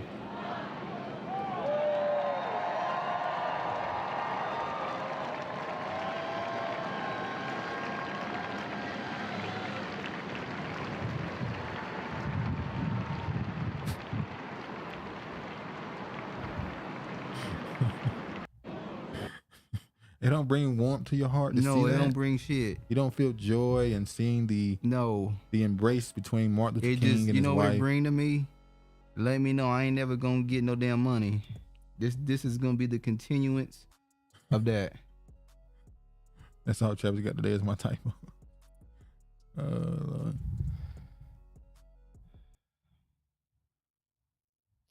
All right, we're gonna run through this last bit of this little segment. We're gonna go to the next one. Hold on. Obama calls for reparations for Black Americans because the wealth of this country was built on the backs of slaves. He says he couldn't get it done. Yeah, you get that article in there. Huh? About Barack Obama. It was late. It was a late ad. Yeah, you must have slipped it in. This was February 25th, 2021. But says he couldn't get it done as president due to the politics of white resistance. We know that's some bullshit. Now, ain't it crazy how this man didn't even say the word black? Say it now. He didn't even say the word black while he was in the White House. Like, to get him to say black Americans, black people, was just like pulling teeth. Now he just, black people, left and right. You got so much to say about police brutality, reform, reparations. You got so much to say about all this stuff now. When he was in office, he didn't have shit to say.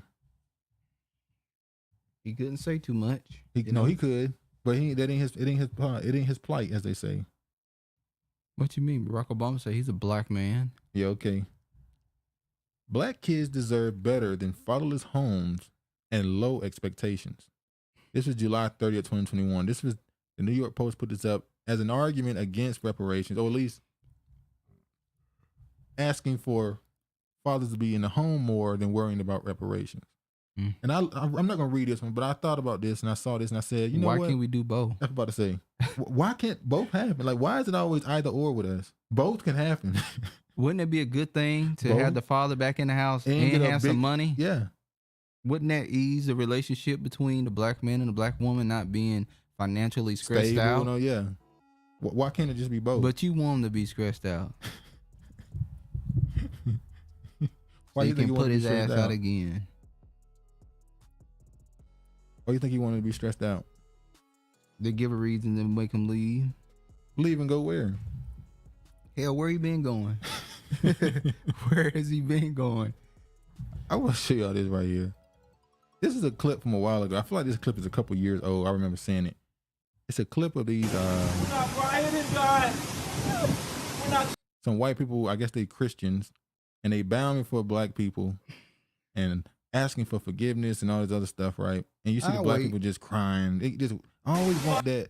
Black people, we want that. I'll wait on the Most High. Black people, for whatever reason, just want a hug, a handshake from these people. I don't understand it. Why are you crying? Because they saying sorry? They sorry don't mean nothing. Nothing. They tell you sorry today and then chop you up in pieces. It's like tomorrow. They have not learned who these people are. These can't say certain things because YouTube, they'll get you out of here. But look, I saw this right here. Juanita Broderick. I saw this white woman. She's hilarious. I saw this white woman on Twitter like 2 years ago. I'm sorry, she's funny. Even her picture is funny. Let me show y'all her picture. The little So she said, disgraceful. Who are these clowns? So the reason why I'm showing this because this is their true feeling. All these people did this right here. This is what they call it. That's theater. Yeah, there's this toxic codependency almost between black people and white people. And it's because we call ourselves black people and white people. We're opposites. And you know that old saying, opposites attract. So whenever you talk about one half, you always feel the need to talk about the other. Even though this is not your other. This is not your other half. You are your whole. You only need yourself. When these people do stuff like this, it's like I don't want to use the term like that, but it is. It's a fetish. It's like there's this emotional fetishism they have for the black-white dynamic, where they love to make it super emotional and this false connection they try to create in the eyes of religion, as they call it. But really, it's just this idea of making yourself seem a better person than you really are. I'm not like the rest. And then you go home and you think and say the same thing as the rest of them. But because you did a gesture like this, it's supposed to mean something. And yeah, unfortunately, a lot of black people go right along with it. They sit right there and play a part of their story. So it is what it is.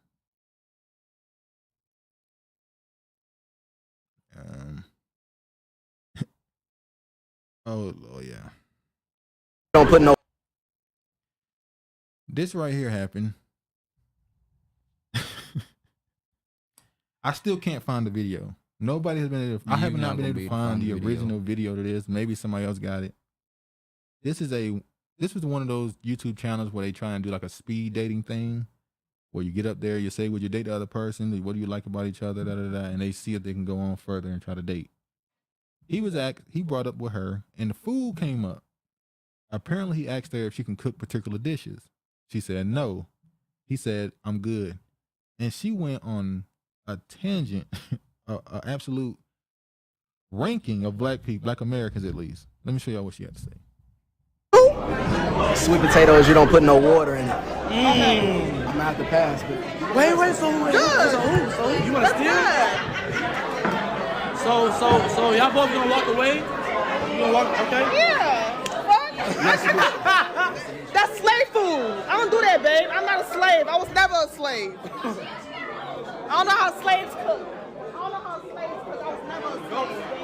I know where my grandfather came from, my great grandfather, and where all their ass came from. Your ass don't know. You part of this too? All the man said was, "You don't put water in no." And he said, "I'm good." What are your thoughts? He could have went really low. He could have. Like I'm about to. Oh, here you go. You talking about yams is slave food? Y'all wish y'all had yams in Africa, because those yucca potatoes that y'all got over there is disgusting. Y'all be eating spam and y'all shit. Yeah, spam is hard time food. We don't.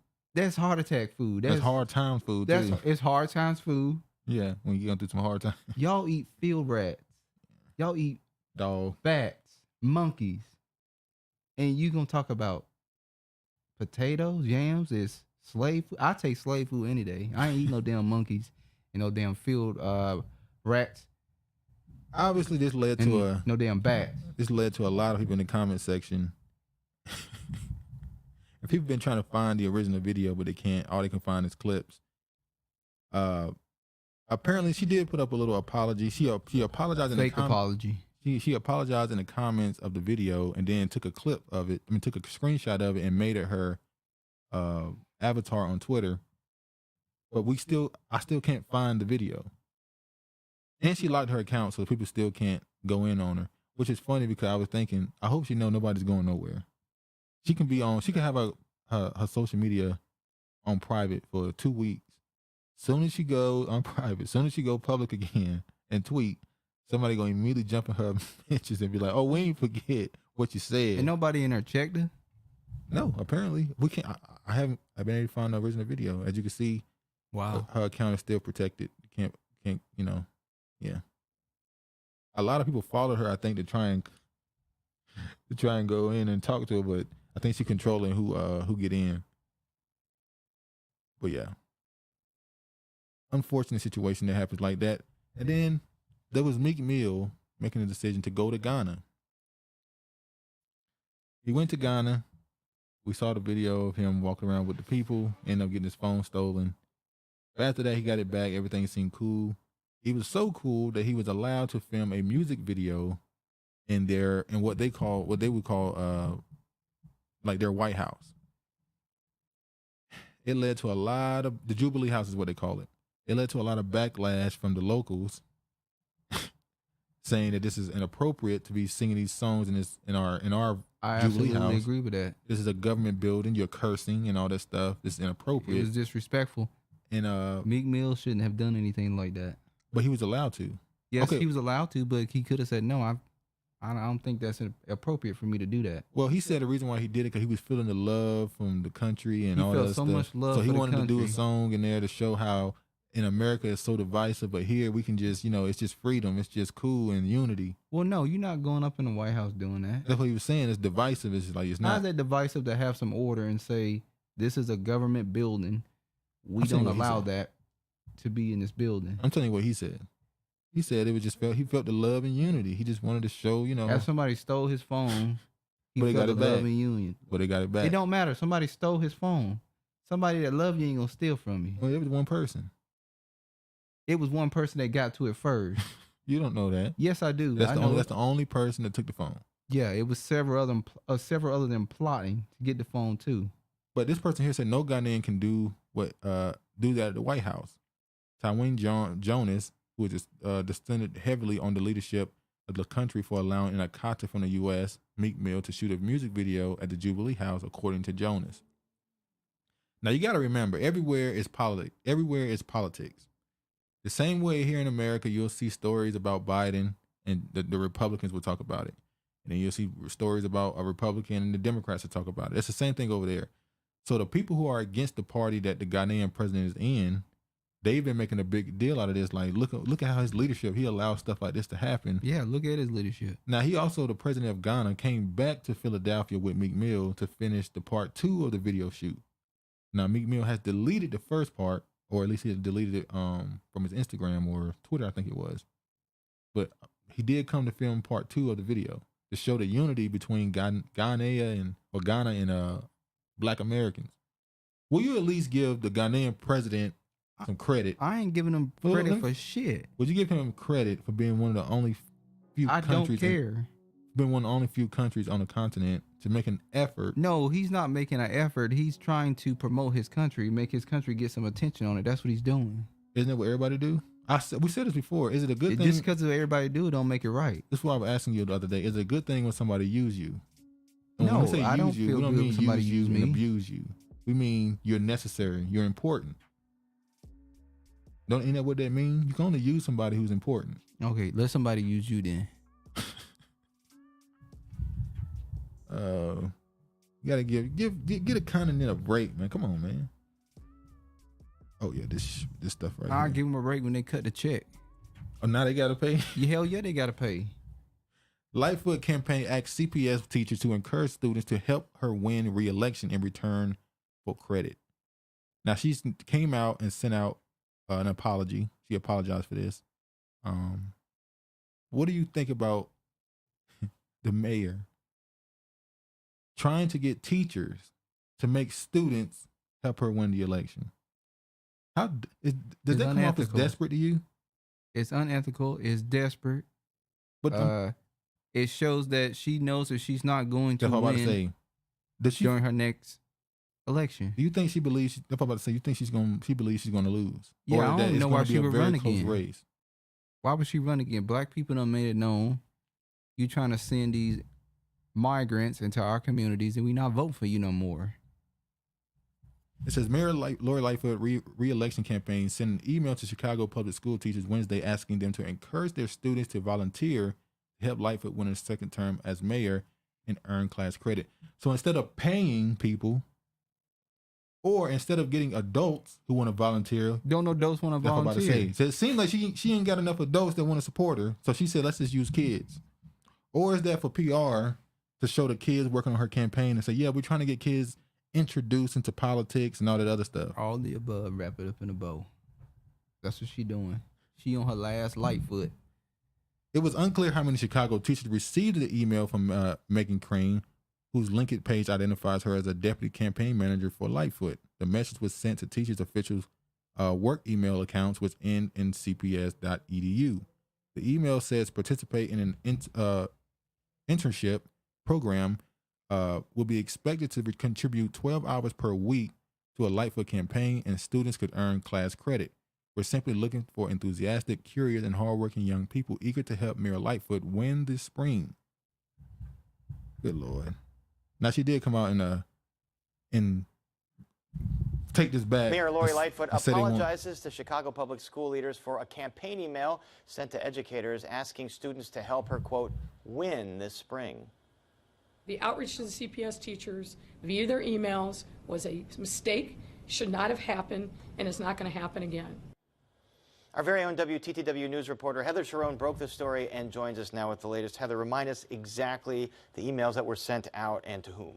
These emails asked for simply curious and enthusiastic students to volunteer at least 12 hours with the Lightfoot re-election campaign in return for unspecified class credit. Not only did they go to an unspecified number of Chicago Public Schools teachers, we reported today that they also went to teachers at the city colleges of Chicago twice, first in August, then again this week. After that first email batch in August, the city colleges admonished the Lightfoot campaign and purged those emails from the system. It's not clear why the Lightfoot campaign sent more emails. And the big issue that these emails are being sent to the governmental email addresses of these workers. The ACLU Illinois released a statement on this. What did they have to say about the matter? They said that these emails could cross the line into coercing political speech, which is clearly against federal law. The Supreme Court has ruled that government officials cannot use their power to make employees either take a specific political position or against a specific political position. So what they're saying is, because she was sending it to the official emails, that this really didn't come off as a, will you do this? It was more so a, you're going to do this. Lightfoot gotta go. In addition to CPS teachers, Lightfoot campaign also asked City College's instructor to encourage students to help her win re-election for credit. The desperation. You think she's going down? Do you think she's going down? Because we say all this shit about, No, they ain't winning. I'd be willing to bet and say Lori Lightfoot is not getting reelected. So they're going to go Republican, or they're going to lose to another? I'm not saying they going to go Republican. Chicago?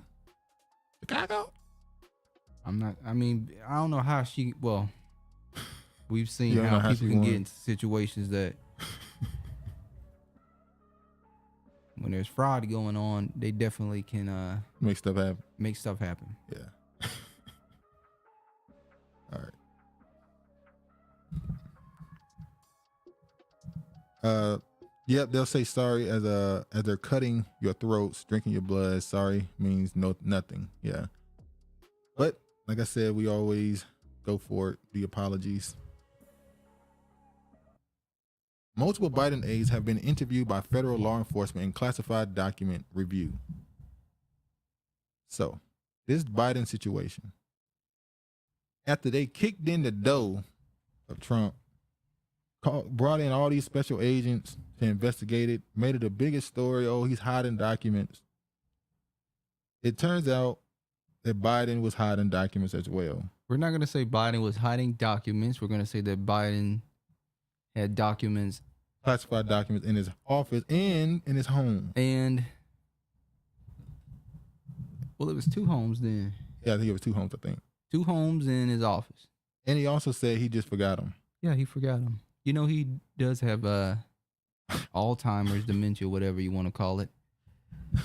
So, multiple aides who worked for President Joe Biden in the final days of the Obama administration have been interviewed by federal law enforcement officials reviewing how classified documents ended up in his Delaware residence in a Washington office, according to 2 people familiar with the matter. Kathleen Chung, who was Biden's executive assistant while he was in vice president and helped pack up his vice presidential office in January 2017, is among those who have been interviewed, according to the sources, who spoke with the conditional, what? He had an Asian assistant? Damn, they really now are. Listen, this is how I'm going to go ahead and jump to it, because we already know what happened. So Kathleen Chung, she was his executive assistant, right? Then when he became president, I think she was his White House, what do they call it? Not aide, what's the word? Counselor, White House counsel.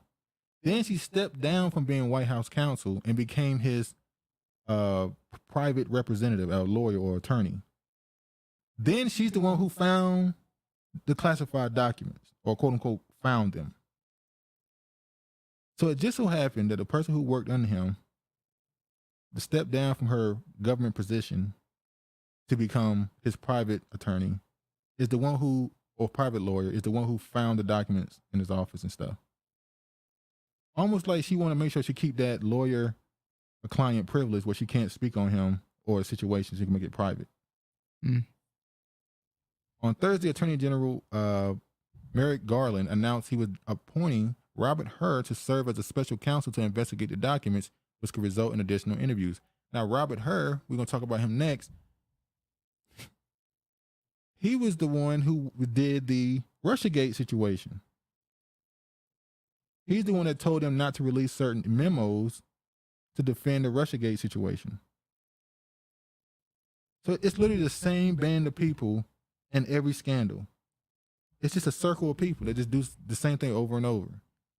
And by the way, 5 more classified documents found in Biden's Delaware home, White House lawyer says. Special counsel to the president says the 5 additional classified documents were found at Biden's Wilmington, Delaware home Thursday evening. Who leaked this? You think? I don't think it's being leaked. I think it's being told to release this. You think they're trying to cover something else up? Another story that no one. Something else big coming out. Or is it already came out and we just ain't paying attention to the details? Maybe so. It might be something that came out and people thought, oh, no big deal. And it's a big deal, and now they got this to cover it up. The smaller story for the bigger story. Or somebody did leak this because maybe it's somebody who's a pro-Trumper amongst the intelligence or White House or political now sphere. Trump has the got insiders somebody maybe. in the inside. Maybe they said, I know you got some documents too, and made sure it got put to the media. Well, hell, it would have been nice for them to do it during the time he was going through it. Would it? Yeah. During that time, it's probably too much pressure. Maybe they was watching. I can't even go along with that shit. Former Biden assistant questioned by law enforcement over classified docs repeatedly appeared in Hunter emails. Hunter Biden recommended that his father hire Kathy Chung to be an executive assistant in 2012. Listen. So the woman who works for Biden was recommended to her by his son, who has deals with the Chinese Communist government. It's a proven fact in the Hunter emails. He has deals. He makes money with them. And a woman that he tells his father to hire just so happened to be Kathy Chung, who is Asian or Chinese. Is it possible she's a asset for them? Maybe so. Did he recommend her to his father because, he thinks she's a good worker, or was he told to recommend her to his father? Do we have to answer the question? Special counsel Robert Hur worked with Rod Rothstein. Oh. What? A lot of diversity. Oh, yeah, it's the same. This is all one circle, ain't it?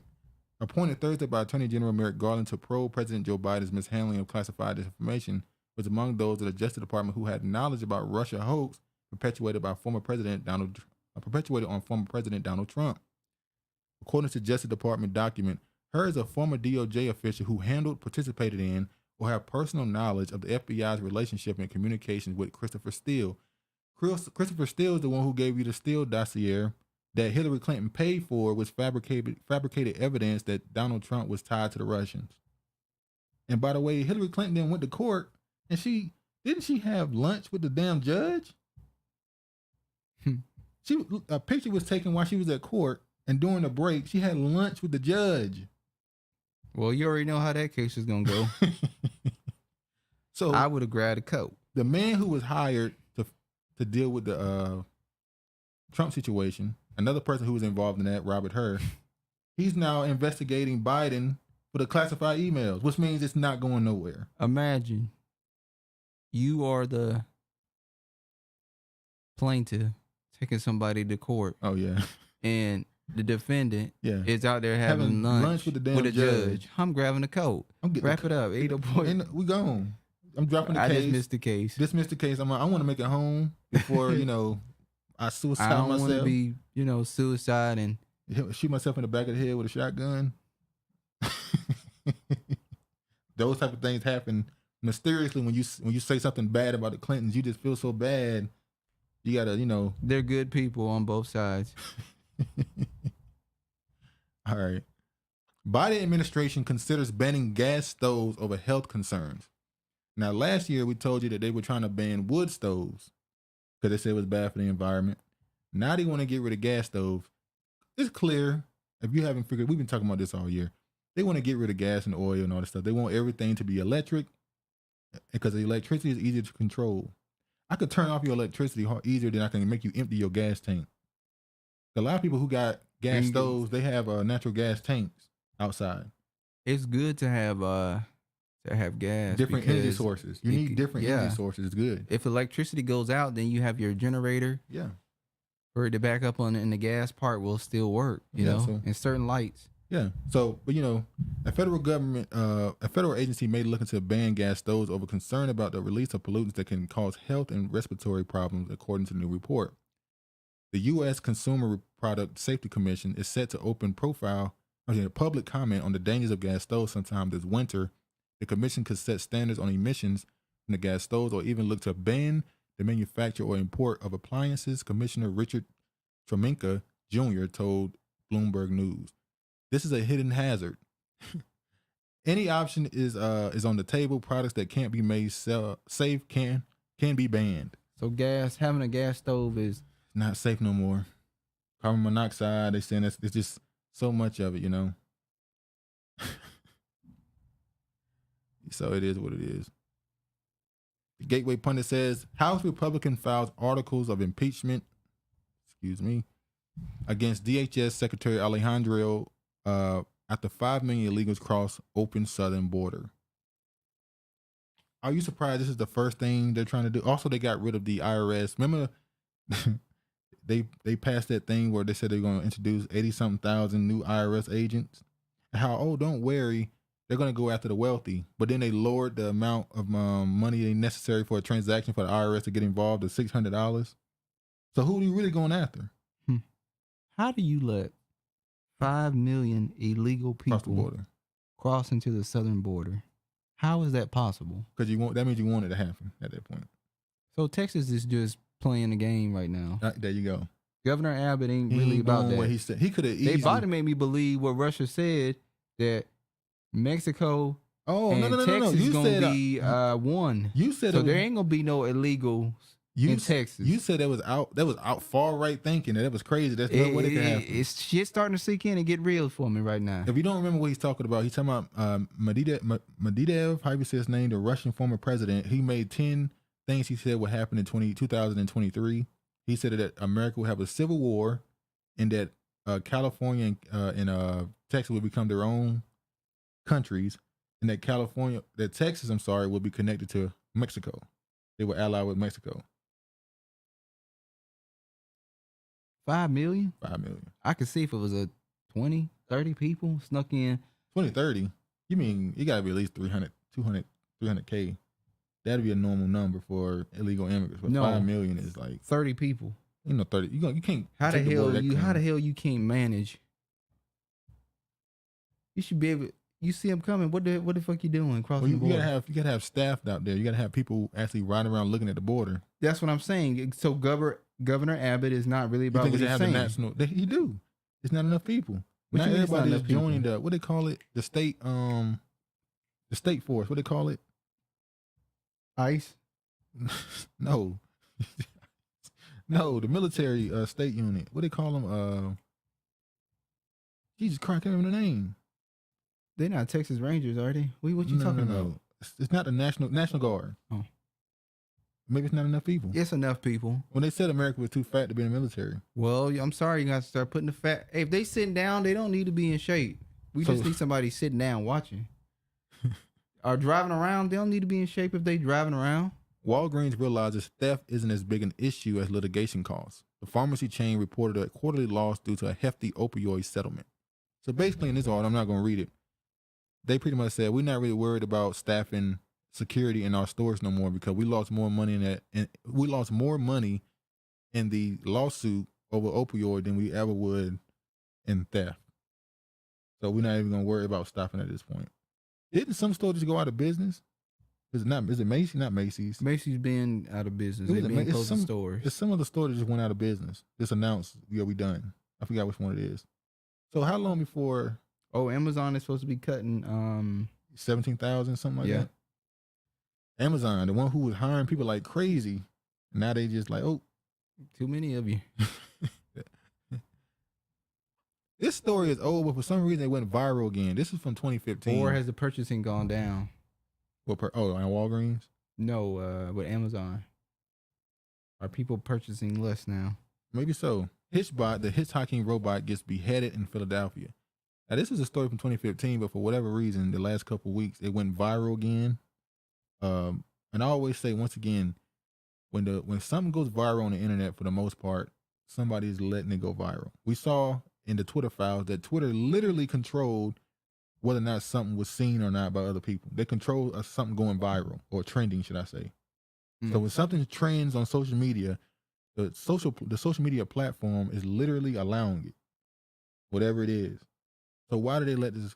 Are they getting us used to, once again, the robots being a part of the police force? We saw those videos going viral. Now you're showing a robot who was meant to learn about the country through civilians just passing it around, gets beheaded in Philadelphia.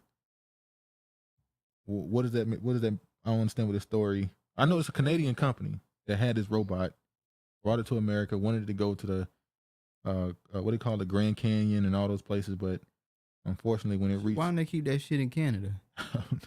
Design it for Canada. We don't need y'all designing that shit here. The Pentagon unveils plan to supercharge U.S. troops resistance to diseases, biological weapons. So super soldiers. Which is what China's been doing. But we know America been doing this as well. Yeah. They have units of super soldiers. You just never know. But allegedly, that's what DNA, Ancestry.com and other things are for, is to collect. Yeah, we know during the military games, right before 2019, right before the pandemic began, that allegedly China was taking DNA from military, American military, to find out, I guess, maybe the weakness. They said to find their strengths and all that other stuff. And also when the Olympics happened with the athletes, they said they was taking every other country's top athletes' DNA somehow, finding out their genetic code and stuff. But yeah, them telling you this just means it's being done. Alabama woman who joined ISIS hoping to be allowed back in the U.S. She should not be allowed back in. But it's funny that this happened because this story right here is connected to the next story, because back in the day, America allowed a certain group of people to come into the country and train for a war. That was the Taliban. They allowed the Taliban to come on U.S. soil and train them and sent them back to fight the war. And who was that war against? If I'm not mistaken, that war included Russia as well. But now you got this girl here who said she was to come back after she joined ISIS. She went over there, got married 3 times. Her first 2 husbands died. They were father and son. She divorced the last one. Now she want to come quote unquote home. Well, look at this. And I don't think she's coming back. Ukrainians to start training on Patriot missiles in U.S. as soon as next week. So now they're bringing Ukrainian soldiers on American soil. That's not a good idea. I don't know how we as the American people just let them. They just do stuff. They just do stuff. They don't. And you disagree with it, and they never asked it. Why don't they put out surveys and maybe on American opinions about that type of stuff? Oh, we know they say that Americans are more docile because of the in the water. I ain't no damn docile. What's the word? You know what I'm talking about, don't you? I keep forgetting these damn names and words. Anyway, but that's the reason why it's in toothpaste as well, they say. So, the chlorine? No, not chlorine. I forgot what it is though. But anyway. In the water? In the water and toothpaste. Remember? It's chlorine in the water and in the toothpaste. No, it's not chlorine. What is it? I just said I don't remember the name. What the hell? But now they're coming to America to train for to shoot the Patriot missiles over in Ukraine against Russia. Now these people, for the most part, from what we've seen in social media, these people are Nazis, man. So are they gonna do the same thing the Taliban did? Come over here, but they're just Nazis instead of what they call Muslims. Come over here, train, start little splinter cells over here of their ideology, go back to their country and become the Taliban of Europe. Well, don't you have a wild imagination? Well, what did that do? The Russian president say would happen. He said what would happen? He said the Fourth Reich would come up. Not in America. He said in Europe. Oh, but there was some people back in the day said no, you should not bring those rebels. What they called them rebels back then. Now they're terrorists. You shouldn't bring them to America and train them. The Taliban I'm talking about. The same way you got people now saying no, don't bring Nazis to the country to train. That's exactly what they are. And this right here, I'm not going to read this right here, but I'm going to leave a link to this book that was found by a person on TikTok. Let me show. Shout out to Divine Goddess. But the person who found it is a TikTok. It's called 432 The Drop. I think this is the person who did it. He found a book on the government website, but I found it somewhere else, where it details who the people were when they first got here, how they looked, and what they felt like their descendancy was. What their lineage was. I'm going to put the link in the description. You can check it out and read this. Very interesting, because basically they came to the country with the understanding that these people were Hebrew, but they wanted to test the theory and see that were they all Hebrew or was it 2 separate groups? Now, we already said we believe that it was the Mongoloids and the Negroes here. So this is back in the 1800s. They had the same theory they were testing out even back then. But yeah.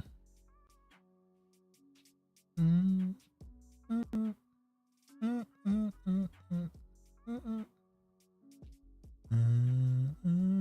not loading? No, it just stopped. It is. Sorry for cutting their throat. Yeah. Fluoride. Yeah, fluoride. That's the word. We want to know what was the hunter's laptop. All we hear about is Biden and Candy Crush. Hillary dying sufficiently with a judge. Meanwhile, a jury has to write a 30-page letter for missing court, which you guys covered last week. Americon. Yeah. I don't think we covered it, but we talked about that. I saw the article, should I say. You see that? What? A person, they went on vacation. I told you. They went on vacation when they supposed to do jury duty. And the judge punished them by making them write a 30-page, what's it called? Huh? You hear me? I was looking at the chat. I know. I'm saying you hear me. No, what'd you say? I said last week we talked about a person who had jury duty, but skipped out on and went on vacation, and the judge punished them by making them write a 30-page letter. Yeah. We talked about that, right? Yeah, I think we did. Yeah, fluoride. That's what it is. Negroes, look at the chat. Regina told you. Man, if you see, I'm gonna show them. Let me show them right quick. Show them what? Let me show them this. All right, this is what we see. These comments right here, it's supposed to load, and this right here just supposed to be open so it can load. For some reason, this has stopped loading. So we have to look at this. When we do this right here, we can show it on the screen. You see, we can show it on screen when it's over here, but whatever reason, it just stops working. It just stops loading at a certain time. I gotta figure it out. All right, let me move on. It's a tough one for me. Lynette Hardaway of Diamond and Silk dies. Now, I don't think they gave any details to her death, if I'm not mistaken. They just announced that she passed away. So I'm not going to go into conspiracy land with her. I'm just going to say she passed away. Rest in peace to her. I know a lot of people, they hated them two black ladies. They were the most, they some mammies, they just coons, and hey, you know, people are who they are. I won't hold them to I won't hold her to what she did. So it gave no life. detail on how she passed away. They just said she passed away. Suddenly. People immediately jump to you know what they jump to? Cardiac arrest. I don't know. I mean, I think it's kind of strange they didn't give no detail. Yeah. But, you know, it is what it is. But she spoke out. They said she died of COVID. I saw somebody say she died from COVID. Because, you know, they mocked her for saying COVID was a hoax. Oh, so she was against the she was vaccine. I won't say she was against the vaccine. She was against the pandemic lockdowns and all that stuff, obviously. And she said it's a hoax. So, you know, people automatically on both sides started jumping to conclusions about how she passed, unfortunately. But, you know, her family, hopefully, you know, everything's okay. Prayers to her. And now she gets to wait for the judgment from the Most High. We'll leave it at that. What you mean? You think her judgment gonna be harsh? Because I see. Why you jump to that? I'm trying to be. Well, because when other people die, you don't say they gotta wait for the judgment of the Most High. You just say because when you pass away, you don't just go to heaven or hell. You gotta. We know that, but you waiting. normally don't say she gotta wait for the judgment. That make it seem what? Hold on, now y'all listening. I try to be I'm literally trying to move away from the topic, saying rest in peace to her family. You know, I'm trying to move along. I ain't want to despair her death. I don't want to talk bad on her. Trying to move on with a shot at her. I don't talk bad about people who pass away. I'm old school black. You ain't never said negative about somebody. Who? Give me one example. Come on. All right. Just going. Point made. Let you live in make-believe land. Former Alabama running back turned St. Louis middle school teacher Ahmad Galloway is found dead in his apartment at 42. Family mourns quiet and humble father of two who his students received grief counseling. Now, yes, some people did find old messages of him. He is, you know. What? He took it. Somebody found old tweets of him. So I don't know if that's what it is. Once again. Now, this next story is pretty obvious what it is. 16-year-old girl collapsed and died suddenly during flag football game after suffering medical emergency. Now, they just call it a medical emergency. They're starting to stop using the word cardiac arrest and call it medical emergency now. They don't. That's how they're trying to change the game, change it up a little bit, change the lingo up. New terms. Yeah. High school student collapsed and died suddenly during a. Now this is Blaze News, so keep that in mind. Died suddenly during a flag football game in Nevada after suffering from chest problems. Sharia Hughes experiences a medical emergency during her flag football game at Desert Oasis High School in Las Vegas on Thursday. In the middle of a game, the 16-year-old girl went to the sidelines to take a break after experiencing chest issues. According to her family members, Ashuri then suddenly collapsed. Like I said, this stuff was happening in Europe and throughout the world all last year, and it wasn't really making American news because, you know, American exceptionalism, we don't care about anything outside of America. But now it's happening here. It's happening to your young kids, your teenagers, your athletes. You're seeing them on live TV or in news articles drop and collapse. Mm-hmm. What you got a little what you got to say? I see a little grin. I don't got nothing to say. You got a little grin on your face. What is it? I don't got nothing to say. Okay. After man dies in prison, body returned without heart, brain, and throat.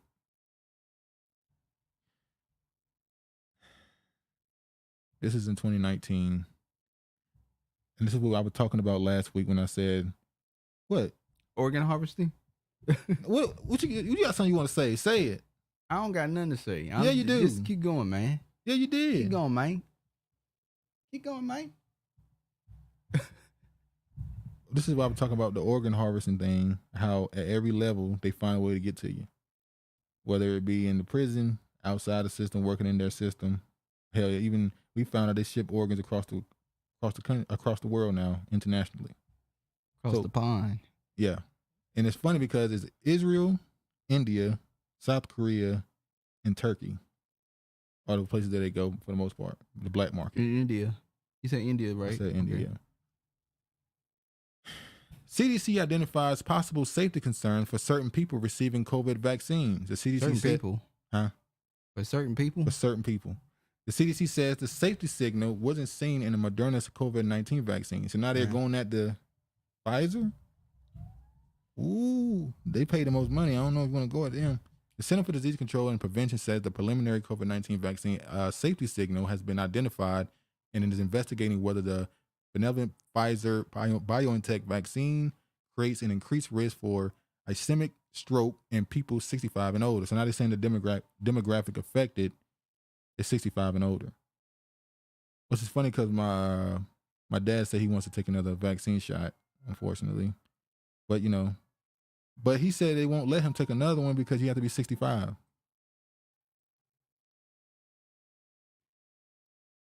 You have to be 65 to take another one.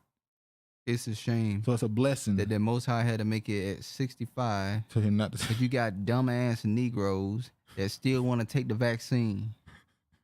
So, he my father. I try to respect him. That's why I don't get on the phone because I know it's gonna go left. What you mean go left? Because I'm gonna say, why are you still trying to take a vaccine? Your ass done took 2. You lucky you're still here after 2. And now you want to go get a third one? One? Cold as hell. Damn. Yeah. Well, you know, family, you know, this pandemic thing caused a lot of arguments. Vulnerability of the updated COVID-19 vaccine. CDC's vaccine safety data link, a near real-time surveillance system, met the statistical criteria to prompt additional investigation to whether there was a safety concern for ischemic stroke in people 65 and older who received the Pfizer BioNTech COVID-19 vaccine. Whatever happened to, what was the other one called? The other version of the vaccine? What other version of the vaccine? You had the Pfizer BioNTech, and then you had the other Pfizer vaccine that was separate by law. Legally, that it was months separate. ago. I don't know if I remember that. I know, I remember it, but I forgot how you pronounce it. You don't even see it. You don't even hear about it. It doesn't exist. Did national security imperatives compromise COVID-19 vaccine safety? I'm not going to read this whole article. I will put it in the description if you haven't read it already, obviously. But in this article, this was January 5th, they pretty much made the point that the United States, the DOD, the Pentagon, basically, Department of Defense, they've been running the pandemic playing the whole time. Not globally. just in America. So all that stuff you saw in Australia, all throughout Europe, Germany, all those places, that was American Pentagon directing those orders. That the whole vote, the FDA process, the CDC, all that stuff, all that was a facade. That was just political theater. So like we thought, Australia was they were the guinea pigs for the world to see how it would it can go. Yeah. So in this article, the U.S. Department of Defense had its dominant role in the response to the SARS-CoV-2 virus and in the development and distribution of COVID-19 vaccines. A fact hidden from the general public, and the processes many standard steps and procedures otherwise required for pharmaceutical products were omitted and circumvented. The reason why they was able to do this is because the military was involved. So they had to go through the process of a pharmaceutical resource. It was a military. So definition of vaccines as countermeasures, that is a military term, countermeasures, rather than therapeutic agents, has permitted their expedited progression into to emergency use authorization and widespread rollouts. Many adverse consequences have been the outcome of this secret military response to the public health matter. Why are governments around the world, including Australia, planning to make further significant investments in the Rust vaccine technology driven by the U.S. military? We should have known when the name of the damn operation to get the vaccine out was called Operation Warp Speed. That's a military term. It's an operation. With the U.S. Food and Drug Administration's emergency use authorization of COVID-19 vaccines and the provisional approval of the first COVID-19 vaccines in Australia, these agents were hailed in innovative, life-saving responses by the pharmaceutical industry in the deadly global pandemic. I'm going to jump down. There's one thing I want to say. Based on the CDC's vaccine adverse event reporting system, there were 1.4 million adverse events reported associated with these vaccines.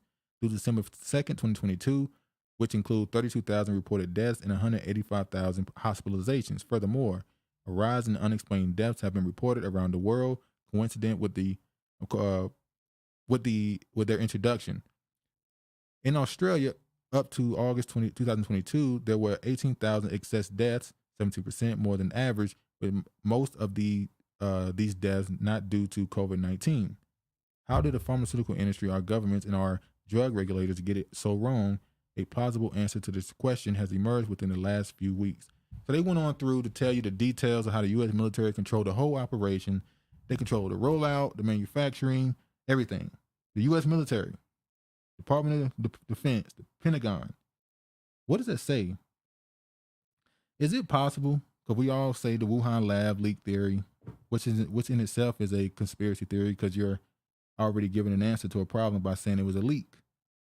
But is it possible that Fort Detrick is the one who released this? They're the ones who gave us Lyme disease. I don't do shoulda, coulda, woulda. We know Fauci has something to do with Wuhan lab. Maybe Wuhan did do the work, but maybe America's the one who made sure it got out. Why you don't want to make America the bad guy in this situation? You keep defending America. You want it to be China. I know it's China. China. Why it got to be China? Because we know it's China ass. Deadline passed for Pfizer to submit results of post-vaccination heart inflammation study to U.S. regulators. The deadline has passed for Pfizer to submit the results. We already read that. Pfizer has required by the U.S. and Food and Drug Administration to conduct multiple studies on the vaccine after the FDA approved the shot in August 2021, because regulators determined that without the studies, there would be no sufficient data to access the known serious risks of myocarditis and pericarditis of heart inflammation in a related condition. Didn't they ask for 55 years to release the data and the CDC defended them? Or was it FDA? I can't remember which one. One of them defended them, and then the judge said, no, you got a month, 2 months. And they still haven't released. They did release something, but it was stuff that was already out. They haven't released everything though. Exactly. So where is that information that judge wanted about the post vaccination in general, not just the heart inflammation study? Will we ever know? No. Really? What was that? I want to show this, but I'm gonna jump through. New Freedom of Information Act documents reveal the COVID pandemic was a Department of Defense operation dating back to Obama. They're also saying that the pandemic plan, the COVID-19 pandemic plan, existed underneath the Obama era. So let me just play this. Hold on.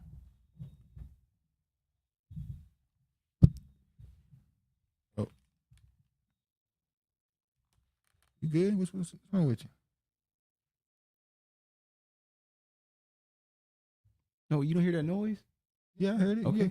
Story now. A bombshell new report shows that the Department of Defense, yes, the Pentagon, controlled the COVID-19 program from the very beginning, and everything we were told was political theater, basically to cover it up, right down to the FDA vaccine approval process. It was all theater. That means that human beings were used as props, essentially, according to newly obtained documents. Under emergency uses, but about what is happening. So the people involved in these trials, they don't need to be informed about what is happening? Yes, exactly. So the informed consent rules have been amended under Obama to say that if it's not in the best interest of the subject, who decides if it is or it isn't? But that's what it says. So, these types of things can be concealed from people, that this actually under emergency use authorization used during public health emergency. This is very critical. That's why they keep extending public health emergency beyond any, we don't have any emergency, but they keep extending it. Why? Because they need this. Under public health emergency use authorized these kinds of medications, countermeasures. That's a key word. These are not vaccines, they're countermeasures. So all these three together, they can use it this way. They don't have to inform the subjects what it is. They can use a lot of secrecy. They don't have to run clinical trials. They're not required because these products cannot be investigational products. That's what the law says.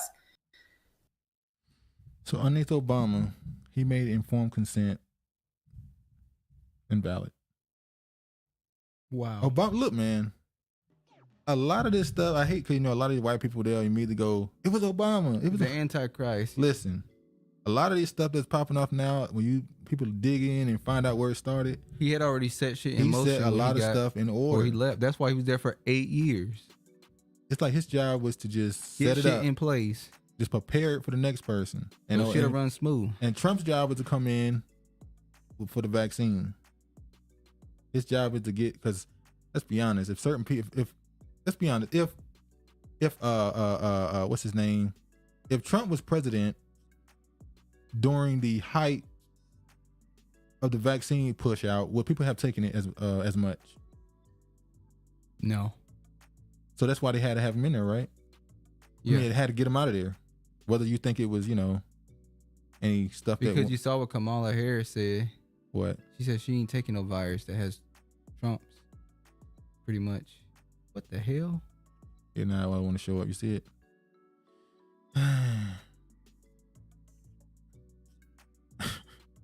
Now we finally can do it. Archive.org is a great book resource, especially for old and forgotten books. Yeah. She died from complications with COVID-19. Yeah, you're talking about Diamond, yeah. Is it true that they're actually sisters? I think people just assume because they were always together and the Diamond and Silk name, but I don't know. Look at George making fun of the dead. What do you say? Sisters in white bondage. Our people got to do better with our weight.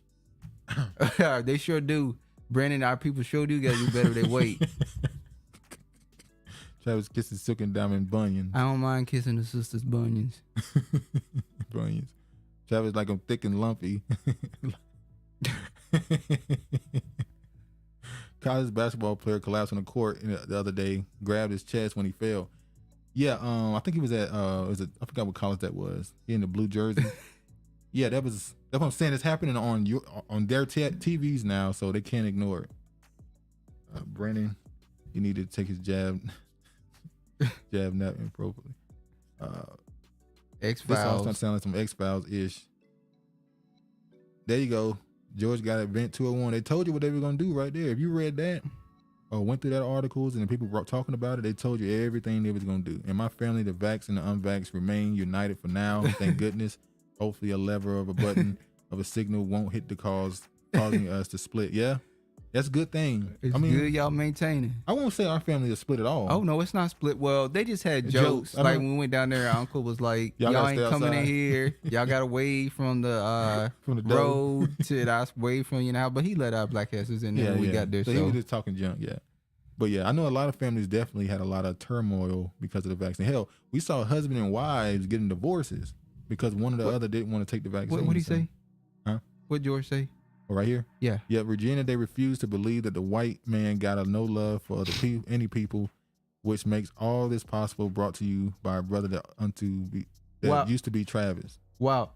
So it's not the white woman, it's just the white man. It's always the white man. It's just the white man. It's never the white woman, the white man and the white woman. It's not white people. Because you got to get the draws from her, right, George? Virginia, when the vax start dying, them pink they toes. snap from each other. You'll see how much they really love the unvaxxed. Under Obama, it made informed consent under fear. I watched a Redacted's platform wants to know where you are rooting for the Hawks or the 49ers. Well, look, I have a weird connection to the Seahawks because I'm from Carolina and I'm not really a team fan. I just wanted Cam Newton to win. So I had a deep hatred for the Seahawks because of how hard it was to beat them. You remember my mama was rooting for them? Yeah, my mama purposely rooted for them to just antagonize me. But yeah, so I won't. But I think I would definitely root for the Hawks over the 49ers just because of Geno Smith, his story, having a good year after being, kind of pushed around, not allowed to fully bloom. He finally gets a chance and he plays decent for the Hawks. That's pretty good. So I'll probably say the Hawks. That's a real concern, George. Our fear strips the rational mind. At least I'll still have my mama to hang to it. Cam Newton a bum. Forget you, George. I told you, George be, man. Forget you, George. You just mad. George, you from Cali, so you're a 49ers fan. You just mad he was better than Colin Kaepernick. Let's not even talk about that Negro. I said or half Negro. Kaepernick was about to be out of the league before he took a knee. I thought he was an Arab. Until he got a fro. Until he threw out the damn fro. And got on his knees. Because before, everything was slick back. They just lost. Damn, Tom, you just can't. Tommy said you killed all your hopes and dreams. All your little hopes and dreams, they gone. Oh, Lord. Well, at least they made it to the playoffs. Good for them. All right, let me go back. A bum would know a bum. Oh, Lord. Younger, healthy people don't need another COVID booster, vaccine expert says. I don't think we need anybody else to say this. I think it's pretty obvious. But they're starting to say it more in the media now, so we'll see if that leads to a turn. Now look at this. I'm not going to play the video. Well, yeah, I will. Let me just play it. Super exciting program when we inject mRNA in people's heart after heart attack to grow back new blood vessels to help revascularize the heart. So it's a bit like science fiction medicine, but that's what is really exciting to me. But the other side of this is that right now, Moderna, though it has this pipeline, has one commercial product, and that's the Spikevax. That's the actual COVID vaccination. So that's the irony of COVID, is it really has in some ways allowed you to go and develop these other areas because of the revenues that came through the door. Did he just say that out loud? Yeah, he did. So what he's saying is, we now have a vaccine, quote unquote, to deal with heart failure patients. Now, it just so happened that this same medicine we're giving them might lead to heart problems. Then we got another shot for you to fix the problems we created with the first shot. Sounds like a money-making business. And then the dude, he said it out loud. He said it. That really has in some ways allowed you to go and develop these other areas because of the revenues that came through the door. Because you made so much money with this one, you can make money with another one. You can invest in another one. Amazing. New guidance: use drugs, surgery early for obesity in kids. Hey, Brandon was just talking Brandon about was this. just saying we got to do better about our weight. Well, guess what the government is telling us? The government is telling us to give our kids, our fat kids, give them drugs and surgery early. Or you can just moderate what your kids eat. So I guess I can say change your diet. This is sponsored by the pharmaceutical industry. They want your kids to take more drugs. Drug them up even more. Hell, they quit. Or are they saying, damn, the country is so fat, we got to get a fat pill for these kids. Well, that a fat pill. So that we can get more damn people in these military services. A fat pill. They have people taking diabetes medicines to lose weight. Wow. Remember that? They have people taking the medicine from diabetic people, taking their medicine in order to lose weight as weight loss pills. So the diabetics couldn't find none of their own medicine. Some of them need these pills. Some of them need these pills. Okay. Damn. Yeah, you and me right on time. That bum. Tommy. Nasty bastards kill you and make you more dead. Exactly. The jab will allow you to experiment to allow you to make you more freaks. So they're killing you irrationally. The Hubs is diehard 49ers fan since the 70s, and he just left the house in full 49ers gear headed to the store. Be careful, babe. The Hawks be hawking. Oh, Lord. It's all population control, and y'all know if people are at the center of the topic. Yeah. I mean, it's so obvious at this point. They've said it. We saw a clip of, what's his name? Bill Gates. Bill Gates sat on stage at a TED Talk and said, we need to make more vaccination. We need more vaccinations. It will help improve the health and lower the population, and the population will slow by 15%, 20%. And it was like, wait, you saying take more vaccinations so that you can stop the problem of the population growing by 15 and 20%? That means you saying that vaccinations are going to... That's an old ass clip. Everybody done seen that clip. If they ain't got what he said, that what he meant from that, I don't know what to tell them. Like you're right. He said it, and it's like we just moved on. Like, yeah, Bill Gates said that. Until today, I didn't realize many or all the vax companies are headed by foreigners. Yeah. Plot thickens. You know who got a part in it too? Yep. The tiny hats. A lot of them. The tiny hats. Which is funny because in Israel they had the most advanced rollout. Yeah, they was far along in their shots. I don't think they should have the same stuff in it though. No, I don't think so. He said years ago. Exactly. And guess what happened? In 2023, what's happening? They're saying that there's a record low birth rate. And who knows what it's going to do to the kid, the people who took their 3-year-olds to get vaccinated. Who knows what's going to happen to them in the future?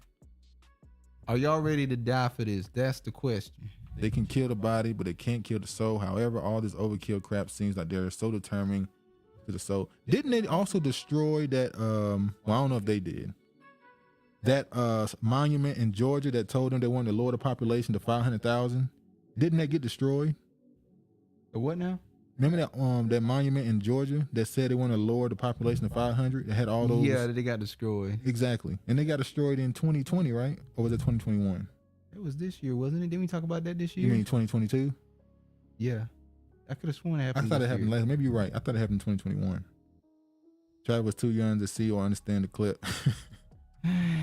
Oh, Regina. That shot kills the God gene in humans.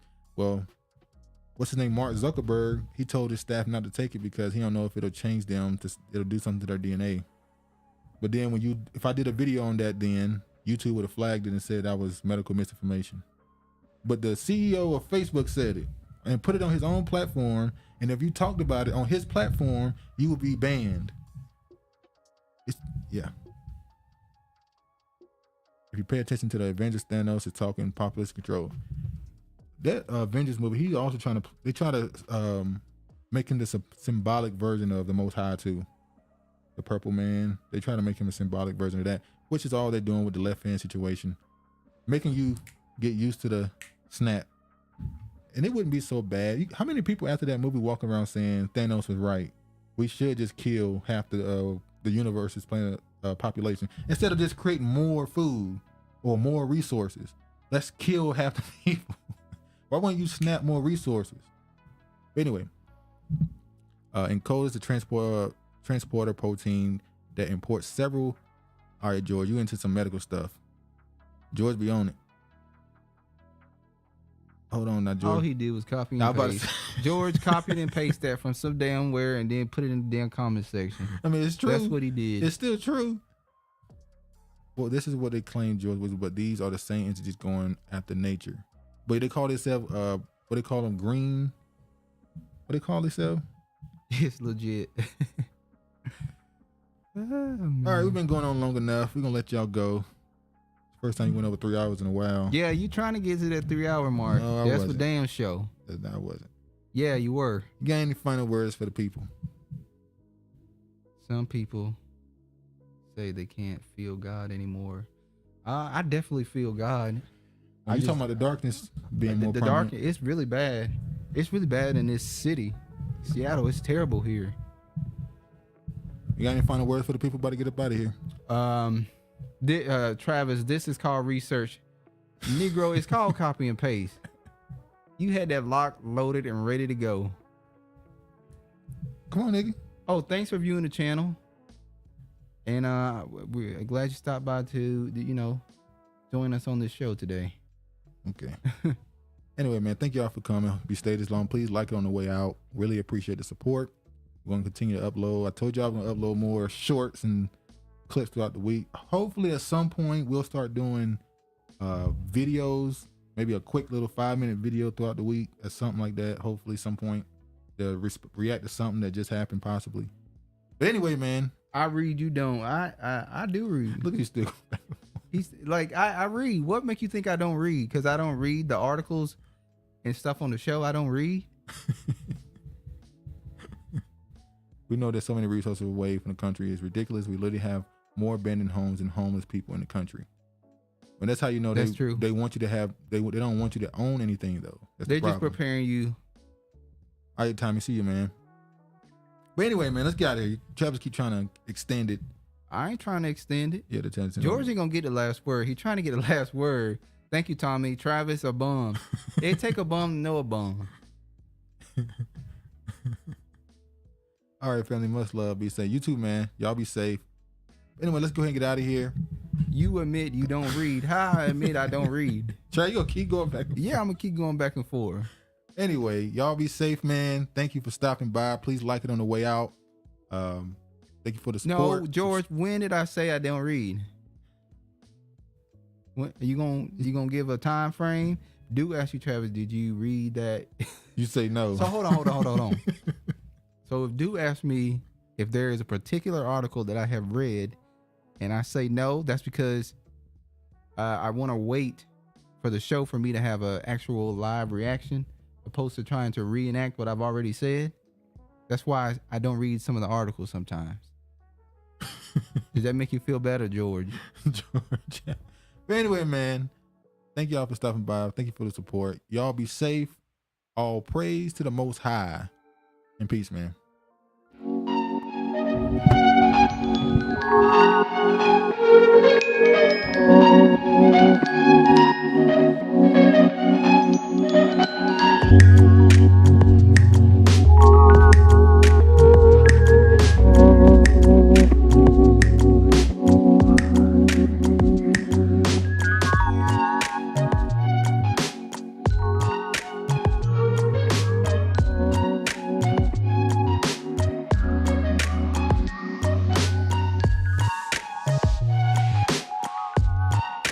Bomb.